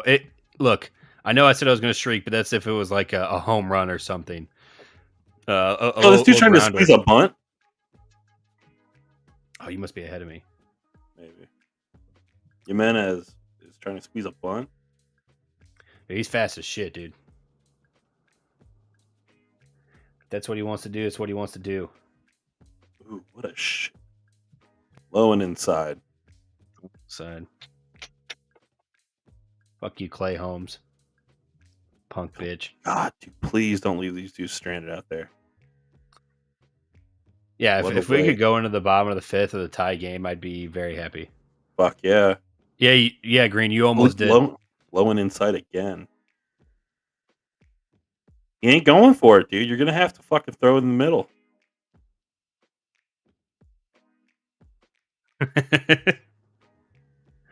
Honestly, Frank, just tell him it's all in the hips, and all you have to do is, swing the hips, and maybe he can get enough power. So much torque in the thigh. Like, just... Dude, he's got tree trunks for thighs. You know what I'm saying? I'm talking like Frank Gore thighs. Sorry. Yeah, Kirby Puckett thighs. Bo Jackson thighs. Fuck.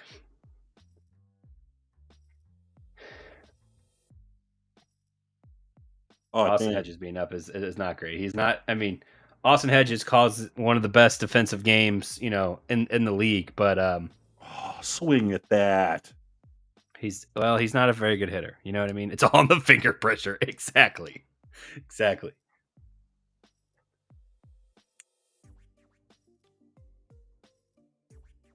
Come on, bro. That's okay. Oh, God damn. If we can just score one run a game, or I'm sorry, one run in an inning. Is this 0-2? He looks pretty good. Oh my God, 0-2 pitch. Fuck off. Here we go.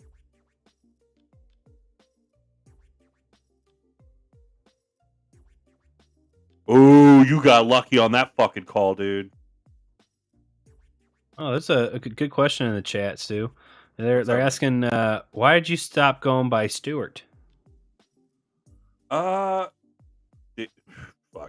I think it's just ease. No, dude. It's honestly probably a little more sad than that, and not sad like a depressing way, but like sad as in like I'm just a fucking loser. When did I transition? When I was 25. I was still living in St. Louis, and I hadn't fucking done anything worth a shit. I had gotten laid off, or no, I quit a job at a plastics factory that I was miserable at, and I took I didn't work for like 3 months. I just like hid in my room for 3 months, just super depressed. And I realized I just needed to like hit the reset on my life. And that meant just getting out of St. Louis, like away from everybody I know, all that. And I had a friend, a buddy of mine was going down to college here, was looking for a roommate, and I was like, okay, well, let me just start over in a new town. So I went back to another plastics factory and worked. It was through a temp agency, so the pay was shit. Fuck. But I saved up just enough for my part on a deposit for a house that I was sharing with 3 other people. And so I packed my bag. I packed a duffel bag of clothes in my car. No furniture or anything like that. Just like a few days worth of clothes. Drove down here. Immediately went and tried to find a job. Luckily, the very first place I went to hired me like immediately because they was just desperate for people to load trucks. Damn. And when they asked me what my name was, I just wrote down Stu because I felt like Stuart didn't do anything. Stuart was just this fucking loser, and he's just still up in St. Louis. And so I said Stu just to kind of like,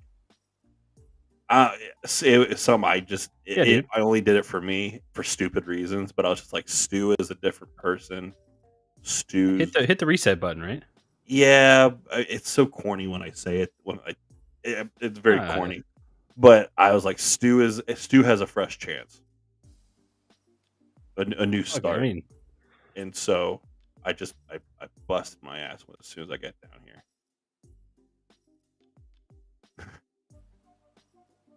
yeah, dude. I don't think that's very, cliches are cliche for a reason. I don't, That's true, but if that's the answer, that's the answer.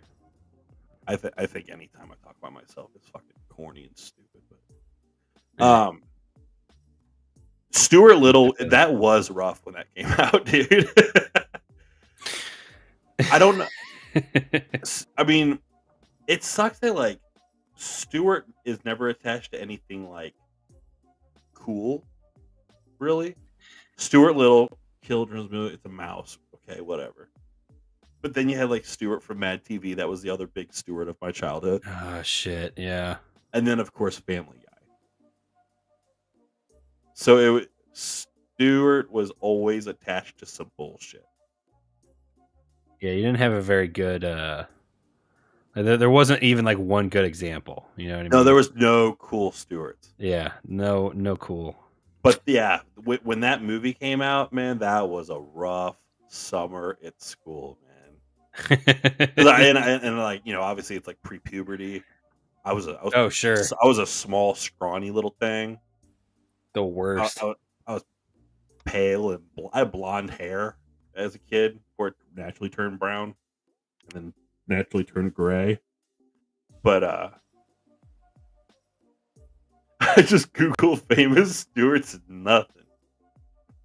I wish, like, at least I wish my parents would have at least given me the cool spelling, the Stewart, the cool American spelling. But my dad insisted on the shitty, like, old English Stuart. Which, Damn. again, we're on some English bullshit, but, like, I still need to do the DNA test. But if my sister, my one and only biological sister's test has anything to do with it, I don't have a whole lot of that, actually. So why the fuck? I've got, like, a lot of, like, Polish and, like, apparently, like, I'm, like, Turkish. Just Rab. Just Rab. Or Rob, dude. I mean, Rob. Oh yeah. How do you want to pronounce RAB? Rob is the shit. Rab or Rob? Yeah. RAB Rob is so fucking cool. League's cooler than Stu. Yeah, Robbie, RIB. Yeah. So RAB Rob that's so fucking dope. I'm jealous of that. That's so crazy, Franks, because I would say that name properly, but I guess when it shortened it down, it just, I didn't. It was Rob. Screwed it up. RAAB to be Rab. Yeah. Yeah, which Rab himself is RAAB. Damn. But yeah, no, Rob RAB. So dope, dude. I would do that. But then again, even Robbie RABI is fucking. I think that's fucking tits. The more you know, Green. Exactly. If I was Nick, I would insist on being NIC or some shit, or NIK. Oh, Franks. I have a very peculiar last name, so when it comes to getting tortured for a name as a child, I probably Yeah. had it worse than any of these guys. M- Mine was yearly. I'm with you that summer with like Stuart Little was probably worse and like in and of itself. But dude,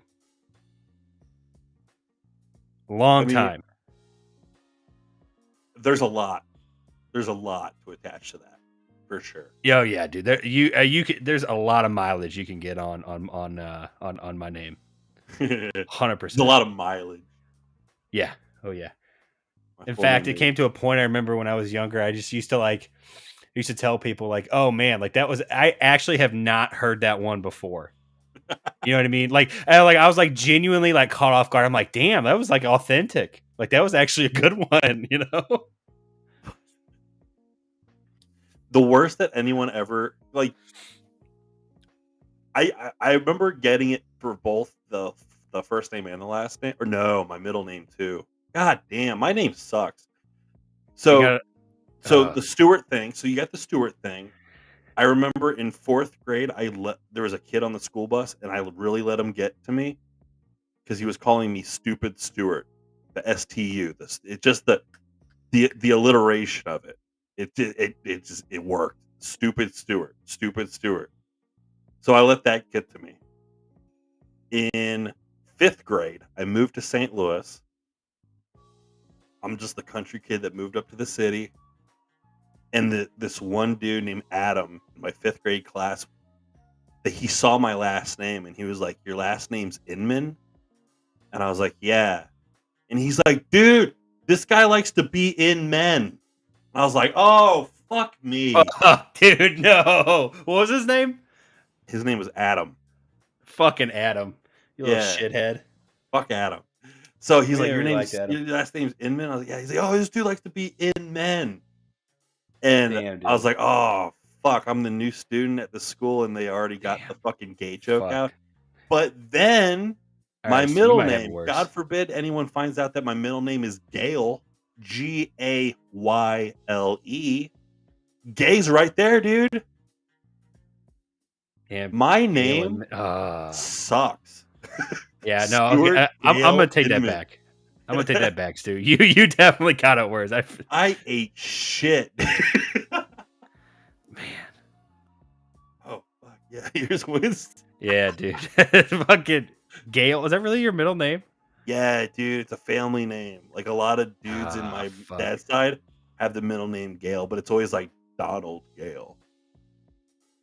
I have an Damn. uncle Donnie Gale. Damn. And so, yeah, all these Donnie Gales, and all of a sudden there's a Stuart Gale. Sucks. Yeah, dude, I've eaten shit my entire life with my shitty name. So, yeah, that's why. I mean, there's the long reason why I'm Stu. Short, shut the fuck up. Don't add any syllables. That'll fuck me. Do you know how hard it is to find somebody that actually had a worse time with their fucking name than me? Hey, Like that's man. like difficult. You know what I mean? Damn. Hey, that's how you create a me, dude. Like That's how we get to this point. you just feed that fat baby shit for so long, and he develops a sense of humor and a thick skin, dude. No, your was it? I didn't want to mispronounce it. Rabiola? ULLA? Was it ULLA? H, yeah, ULH. Rabiola? Rabiola? I would say Robbie. I still think that's fucking cool. Yeah, I know. Is it hard U or soft U?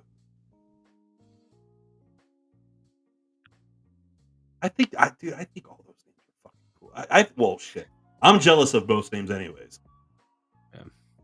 I work with a lot of people that have like names that come from other cultures and stuff, and I make it a point that they have to repeat their name as many times as it takes for me to say it properly, and they're like happy with it because that's just seriously though. But not to a point where it gets like weird or anything, but like, you know, I want to make sure that I'm actually pronouncing it properly and giving them the respect that they deserve. For sure, dude. Because I watch hockey, I'm pretty good at like Russian, Slavic, Polish. So like anytime I call someone at my work that's got one of them like Eastern European, no vowels, just all Yeah. like, Yeah. and I'll call them and I'll hit that fucking name, and they're like, "Good job." I'm like, I watch hockey, dude. Like, I get it. I don't know how you fit all that name onto that jersey, but I got it. Yeah. Totally get that, Franks. Totally get that. I haven't gone by my first name. Well, actually, I didn't go by my first name for like probably 25 years of my life. And then I started using it again when I like moved down to the south. I was just last name oriented for a long fucking time. You could have taken a whole other direction too with your name if you wanted to professionally. Yeah. Absolutely. The Real last FO. four. Yeah, Yeah. definitely. But my grandmother would call me that growing up, but it never really stuck. Oh. You know what I mean? Like it just nobody. She was the only person that ever used that. You know, and I was never shorten it with like an NDY. I was never one of those. My grandmother, she has such a hard Southern accent that my name just became one syllable to her. So instead of Stuart, I'm Stuart. So my entire childhood, I'm out in the woods playing around, fucking around, down at the pond fishing, downstairs in the basement watching TV, just Stuart. Yeah, Oh fuck! I answered to Stuart. No, I used to go by just Front Green. I used to go by just Front. Just But dude, look at Frog's comment, dude. That's good.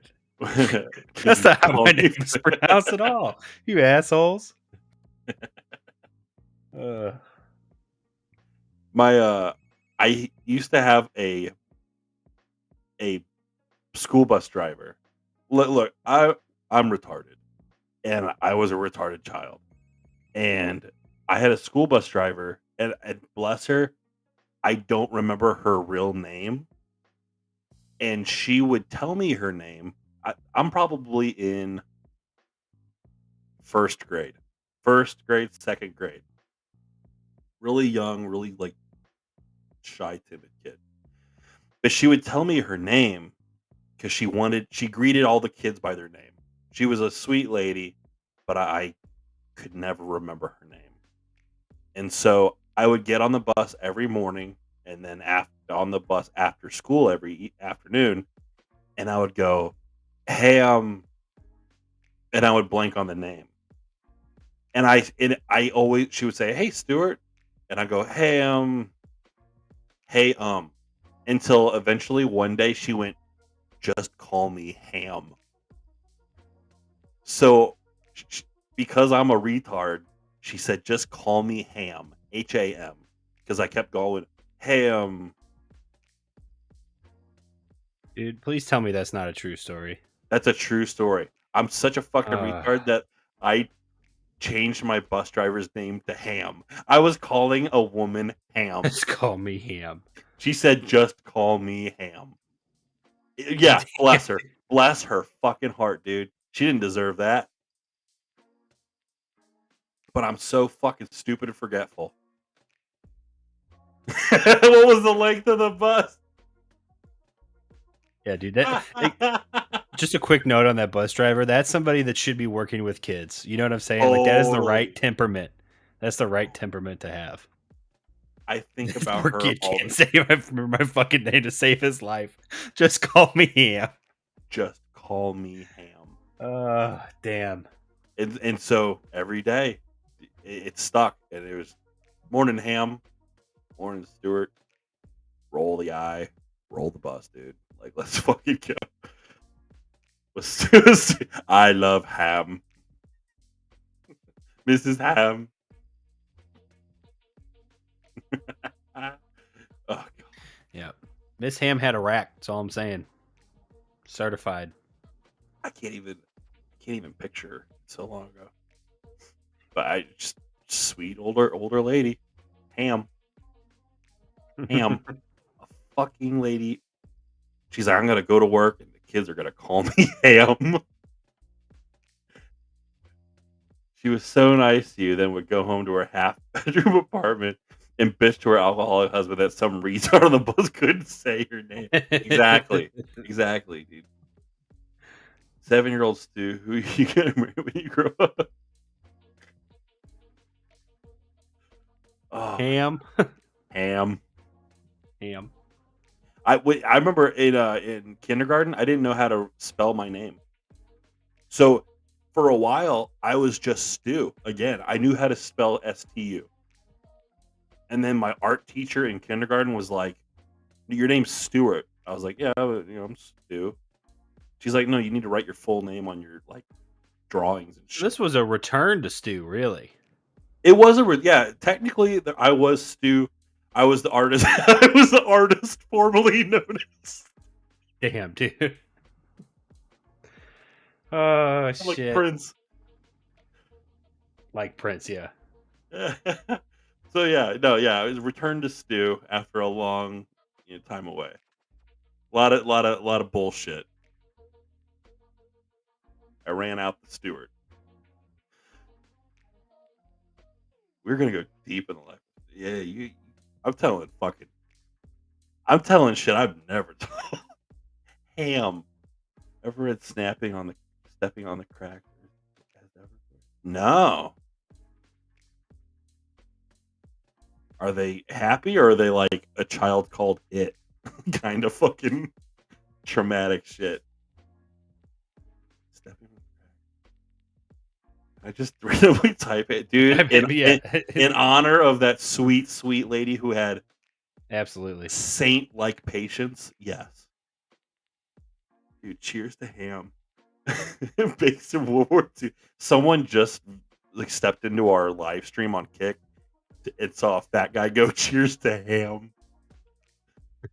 Based in World War II, the main character Gordy, his older brother Stuart was a deserter from the military. So there you go. Gordy's a cool name too. Ham. Gordy's a That's Canadian. something that I would read.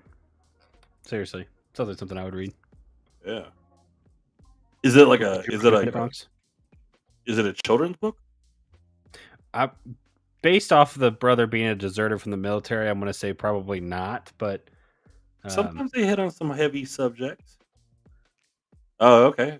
A young adult novel, 120 pages. Oh, okay, maybe not. Well, fucking, what's his nuggets? What's the dude that wrote like Charlie the Chocolate Factory and Matilda? I don't know what that dude's name is. Roald Dahl. I know you're talking about that. Roald Dahl. Hmm. Roald Dahl wrote fucking fat books for kids. 200 pages. I love Roald Dahl. Charlie and the Great Glass Elevator. He wrote this book that fucked me up as a kid. It was called Skin and Other Tales or Other Stories, but it was like a young adult teenage book, a compilation of short stories, little novellas. And the first one, Skin, was about this old dude that had this like really like crazy intricate tattoo on his back, and this dude who owned like an art gallery was like, "Hey, would you like to live? Like, I will pay you the rest of your life, you old decrepit homeless dude with this crazy tattoo, beautiful tattoo. I will pay for you to live the rest of your life at this resort to just walk around the beaches, getting sun, and letting people look at your tattoo." Damn, really? Yeah, but the book ends with the piece of art stretched over a canvas on display in an art gallery. So it's got that morbid, like, it's Roald Dahl. It's all morbid. Gotcha. So basically the dude got killed and skinned. Yeah. But like, yeah, that book, all the stories were about that. One of the stories, this dude was working in his like shed in the backyard, and he was building a device that had like could pick up really sensitive frequencies of sound. I don't know why, but he would test out his machine in the back garden in the shed, and he kept hearing like people like screaming bloody murder, and he was trying to figure out what the fuck it was. So he took it out to his garden. And he noticed that when his wife would trim a rose off the bush, it would let off this horrible shrieking noise. Damn. And The he fuck? realized that all the plants are like sentient and have feelings and shit and can feel. And he like The snapped. bush? No, like the road. Yeah, like you're Okay. stabbing the tree, and so like I see. his neighbor was chopping out a tree, and every time the axe hit this like giant oak tree, it was just this howl of pain. And like the dude snaps and like turns the saw on his neighbor and shit. It was crazy.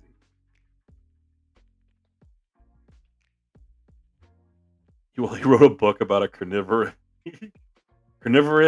chocolate factory that makes delicious candy from children's bodies, so it makes sense, with slave labor. At the very least, indentured servitude. But yeah, and the fact that he had to make their skin color different, the Oompa Loompas, was a little weird. It's very on the nose. Roald Dahl's fucked up, and he hated kids. That's why he wrote all that shit. He wrote books where kids get maimed, tortured, like kids? injured, abused. He hated kids. Damn, that's Matilda, fucked up. totally like neglected and abused by her parents, abused by like the principal, put her in the chokey. James and the Giant Peach, fucking evil grandmothers and shit. All these kids have trauma. All the kids that got maimed and like their bodies like crushed Yeah, I beyond didn't really think about repair that. It's pretty fucked. in Willy Wonka's factory. All the while just being manipulated by the head chocolatier. Matilda abused by Danny DeVito. Yeah. Yeah, Roald Dahl hated kids. He loved to write stories about them just getting Yeah. Now that you laid all out on the table like that, like I see what you're talking about. But that like that Tilted abused by weird Danny DeVito. that weird darkness is what I loved reading Roald Dahl shit. It was that shit's a trip. You guess that plot? Which one? Matilda was the shit. You ever see that movie?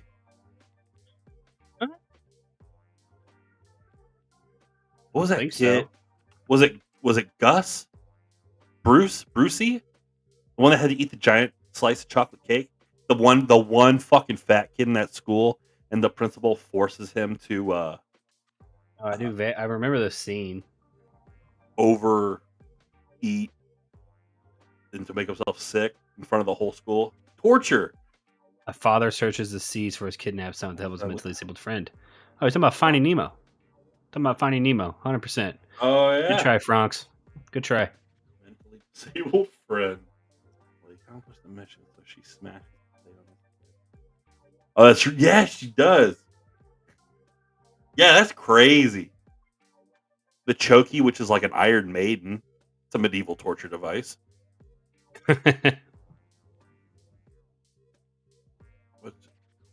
What was her sport? She was like into like Oh, I don't know. the Prince Miss Trunchbull. She was like, was it curling or not? Not curling. What's the fucking shot put? A I shot think? put? Yeah. Trunchbull, smash your pass, dude.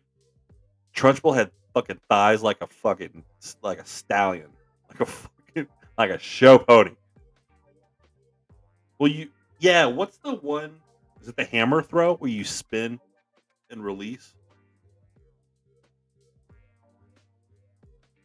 Hammer throw, right? I think. Miss Honey was bad as fuck. She was so protective of the kids. Who played her? She was in a bunch of shit, wasn't she? Miss Honey Matilda. That girl that played Matilda, she got out of like the acting thing. She like The hammer throw, Green says. Nice. yeah, the girl that was in Matilda that played Matilda, she was in a bunch of other shit. She was in like Mrs. Doubtfire and shit. But she got like super disillusioned with the uh,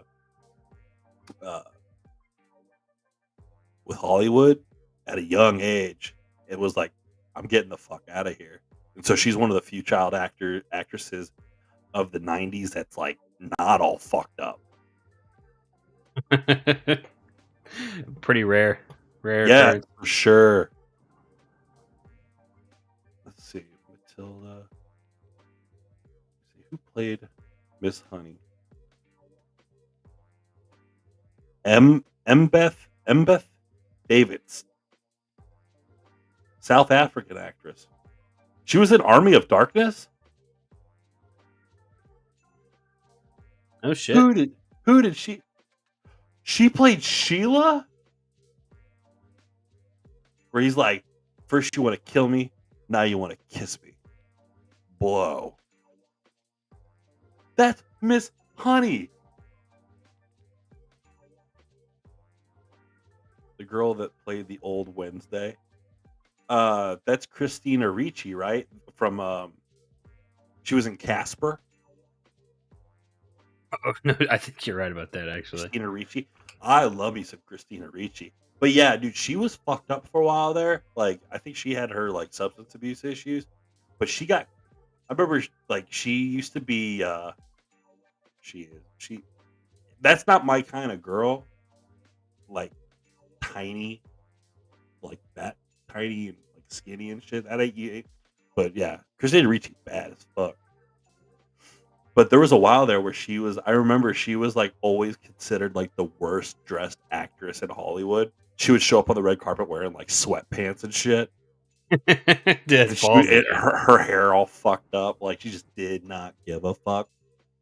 But Good for then her. like, and she was doing like weird roles. She did that movie with Samuel L. Jackson called Black Snake Moan, where it was just her in like a baby doll tee, like cut off like right below the tit, and she has a chain around her waist. She's chained to like Samuel L. Jackson's radiator. That's a weird ass movie, dude. If you haven't seen it, it's worth it. It's worth a watch. I don't think I have seen it. Samuel L. Jackson is like a super angry, super religious, like super angry, super religious old like blues singer. And Christina Ricci, her character has like a car accident and he finds her and she's like a half dead. And so she comes to in his house and like she's like chained to his radiator. And so like part of it's her trying to escape. But then eventually like there's like this Stockholm syndrome thing going on and they get close and she's like he's trying to like get her to it's a fucking weird movie. Weird fucking movie. Yeah, I can tell you right now, I've definitely not seen it. Marilyn Manson's wife that wore them see-through. Dude, that's fucking Rose McGowan, dude, from Charmed. Rose McGowan was bad. Rose McGowan, yeah, the see-through dress at the VMAs with Marilyn Manson. Again, foundational shit for a young man in 1998.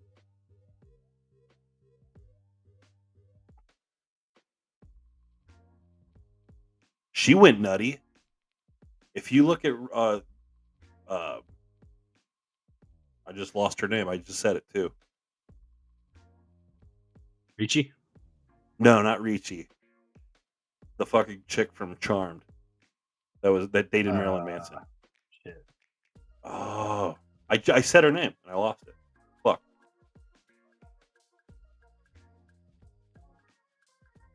She was in Jawbreaker. Did you ever see Jawbreaker? That one sounds familiar.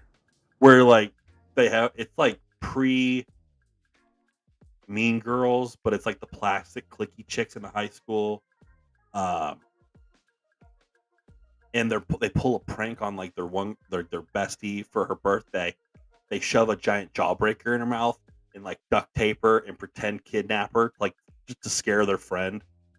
Well, she chokes on she like swallows the jawbreaker. It gets stuck in her throat while she's in the trunk of the car, suffocates and dies.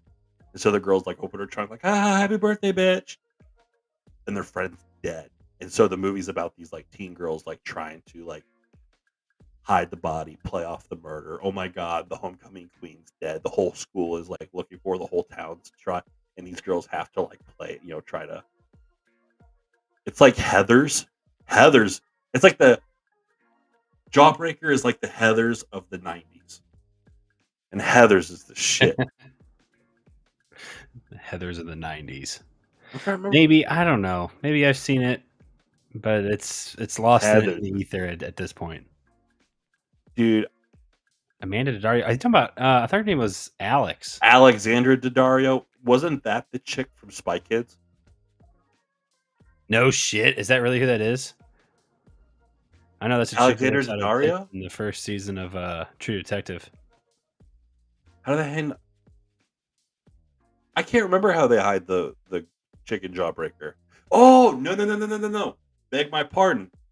They set it up. They put her back in her bed and like tear her panties and shit to make it look like someone snuck into her room and like tried to rape and murder her. Oh, that's fucked up. Yeah. Halloween and Alexandra Daddario.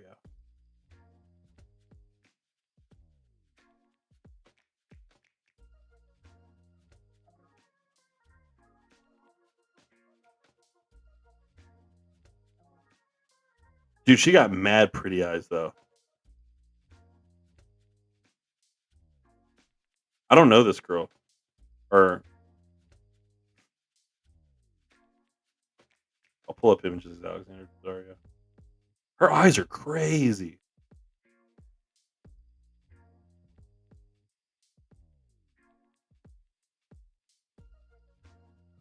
Yeah, the blue eyes. Yeah. Whoa. Hey, Green, don't make me blush now. Her eyes are so pretty. It's like she doesn't have a soul. Like something took her soul.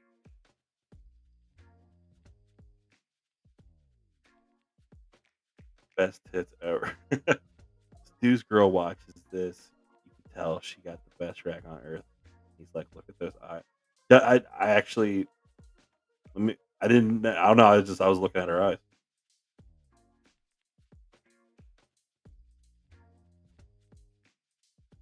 You can tell. You could tell.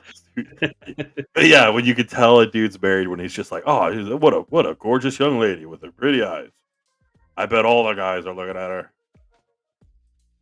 Saying Green's Didn't right. even know. Beautiful eyes over here. Yeah. Fuck you, Alex. I'm an ass man, dude. That's why I married a fucking Hispanic chick. Like, gotta have that ass, dude. Yeah, great hair. Great hair. I thought Alexander. So what's the name of the chick from Spy Kids that grew up? She did some crazy roles too, where she was like, "I'm a grown woman. Let me fucking do that typical child actor shit where they're like trying to overcompensate and escape the child actor thing." So they're like, first thing they do when they're like 18 is like, "Here's my titties in a movie where I play like a child prostitute." that's me oversimplifying that. But it's happened more than once. Alexa Vega is the chick from Spy Kids. But yeah, she, as soon as she hit adulthood, she like did everything she could to escape the teen or the child actors thing. And it was like, oh, a little much, a lot very quickly. She was like a 7-year-old in that football movie with The Rock. You know what doesn't do it? Remember that girl from Game Plan? It's Madison Pettis. I don't remember the name Madison Pettis. I remember Game Plan though. Oh, dude, what about what's the fucking football movie? Is it Remember the Titans, where the daughter of the coach is Hayden Panett? Is it Hayden Panettiere? Yeah, that I don't know what actress plays that, but there is a daughter of the coach in that movie. I think Remember it's the Hayden Titans? Panettiere, who grew Good up to be movie. a very pretty lady and a good actress. She was a she grew up to be in Bring It On. Is Bring It On the dance movie or the cheer movie or the gymnast? There was a dude.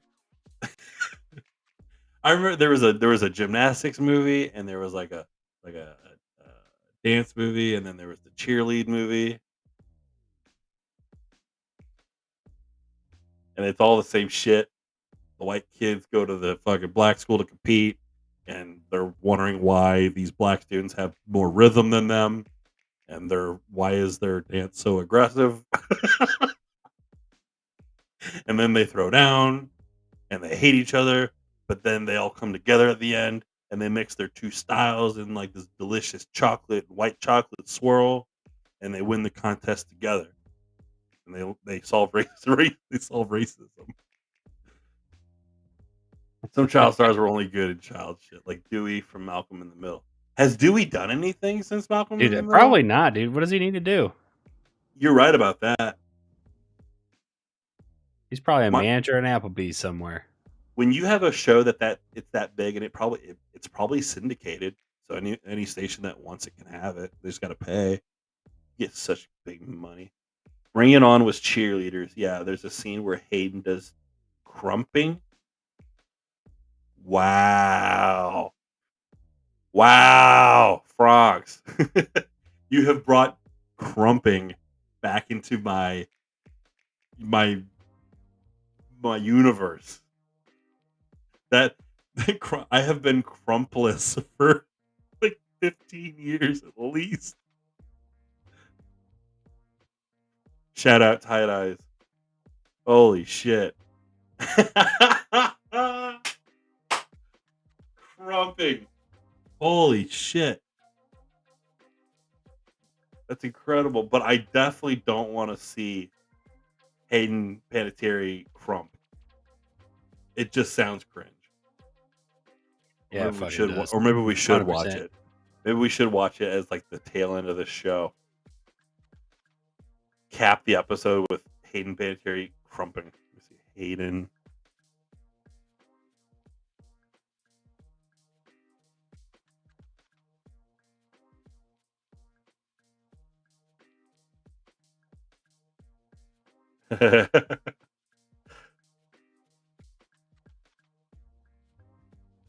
Crump dance battle. Oh shit. My wife would know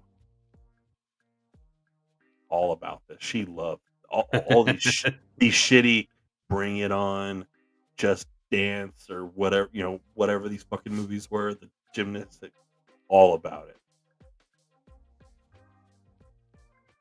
Yeah, I can't say I've ever seen him. I remember, God, there was a really good. Okay, so what's the one? Fuck it, A. I'm so bad with names. That's why my bus driver was named Ham. Who was the girl that was the original Peter Parker love interest in the first Spider-Man movie? Yeah. Who played the original Gwen Stacy? She was in Nips McGee. No. It's because she was just in the movie Civil War. Kirsten Dunst. Kirsten Dunst. Okay. Kirsten Dunst was in a cheerlead movie. don't remember what that was called. I probably would have said "Bring It On," where they kiss upside down in the rain. It is iconic. But she was in a cheerlead movie, and one of my favorite. Oh, it's the first "Bring It On." Okay, cool. Then I'm good. One of the best nights of my life was I was working at the shitty plastics factory in St. Louis. I would get off work. I was working second shift. So I was working from like 4 in the afternoon to like midnight. Had a cheerleading face. Horrible hours. And because I was miserable, I drank a lot. So I would get off work and meet up with my buddy Mike, who was also like a second shift dude, but he was a manager at a UPS warehouse, like loading trucks. So he made good money. I made horrible money, but we would hustle. I would drive home as quick as possible so that we could quickly run to Cyberg's Hell yeah. and just down as many like Pabst. And I was drinking a lot of whiskey. I was doing like 3 wise men shots. So Jack, Jim, Jimmy Walker, or Jimmy Walker, Johnny Walker. Yeah, Jim, Jack, Johnny. I was doing 3 wise men shots, and then just trying to down as many silo like tall boys of PBR as I could before the bar would close. Then we would stumble to like Steak and Shake or Uncle Bill's Pancake Cabin or some shit. Some place, some breakfast place, so we can get some gravy and shit in our stomachs.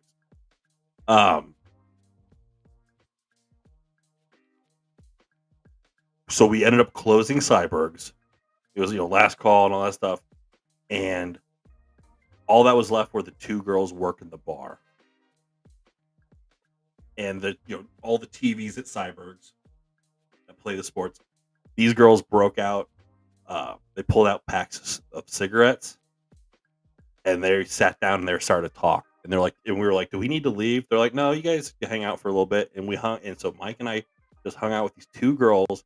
They turned on "Bring It On" the big TV over the bar at Cyberg's, and we just sat there finishing our beers and ripping darts. And again, there's no smoking in St. Louis County or St. Louis City, so we were smoking indoors for the first time ever in our lives, feeling like fucking adults. And we were just ripping fucking butts, drinking beer, and watching "Bring It On" in all the lights turned off in Cyberg's. Just a big dark bar. Damn. And it was just it was just this beautiful evening. So basically you went from Stuart to Stu because of Kristen Dunst. Yes. That was the day Stu was born. Oh god, I miss cigarettes. But anyway. Is that her? Is Kirsten Dunst Nips McGee because of the rain scene in Spider-Man? But yes, yeah. Fucking Nips. Anyway, Classic. I don't remember shit about that movie, but I just remember how fucking cool I felt smoking cigs in Cyberg's with beer, all the lights off, after close, just feeling like I'm like breaking so many fucking rules at one time. Before nips were used as an accessory. Like Kanye's soon-to-be ex-wife. All right. Maybe that was the inspiration. Yeah, right. Yeah. Where are we at on the game, by the way, real quick? 4-2 Yankees going into the bottom of the 7th. Hey. Done with it. Rough. But so next game is going back to Cleveland, right? Cleveland, yeah. Which should be good, but again, the Yankees are so good on the road. They have a I don't love it, dude. They have a better record on the road in the regular season than they did at home. It's tough, dude. Yeah. Fuck the Yankees. All right. Fuck the Yankees forever, dude. All right, 2 hours and 40 minutes in. We had a nice This is a nice long episode. Yeah, I dude. hope you guys enjoyed it. I know it was like, I hope it wasn't just Stuart therapy, but it was nice, fun topics. Not our usual show. I don't know if that's for the better or for the worse, but I had a good time. I hope you guys had a good time. I appreciate very, very much you guys coming in. I know Nick's not here. Nick's the life of the party, dude. I'm not. Uh, no shame in me saying that. Um, but I appreciate you guys coming in and hanging out with me Definitely. for an evening. I had a great Definitely time. I hope appreciate you, you boys. guys did. Uh, Front office, dude. Always so fucking great to have you back, dude. Anytime you're back Absolutely. in here, dude, it's such a fucking good time. But you guys, again, appreciate you. Uh, tell a friend, share it with a friend. Uh, you know, share, if there's any online communities that you're part of, man, drop a link in there and see if if we're something that someone else will kind of dig on, dude. There's room for us in the fucking more for us in this fucking cabin, man. You're the Rocket to take. be Quavo? Fuck yes. I'm the Sorry. takeoff. Is offset for Office Quavo. Fuck yeah, dude. dude, a pushing Mongo Migo shirt would kind of be hot. I'm 100% rocking those glasses. That's all I'm saying. And you know which ones I'm talking about. Yeah, that's so dope. Couldn't think of another trio on the spot before you go up. Migo. All right. Well, you guys have a fantastic evening. Happy Thursday night. Don't let the fucking Guardians game get you down. The week is young. The playoffs are still, the ALCS is still fairly young. There's a chance. There's a chance. But this weekend, we'll see how Nick's feeling. I'll be on this weekend. If not Friday, then Saturday. I'll let you guys know. But let's keep the Discord rocking. Let's keep up the talk. We had a nice talk today. A lot of football news. But dude, you see a fucking meme that you want to share with the class? Throw it up there. Let's keep it going with the Discord. It's a lot of fun. It's been a lot of fun lately. But you guys have a fantastic evening. Again, appreciate you guys so much. So much love to you guys. And I will see you all soon. Peace and love, guys.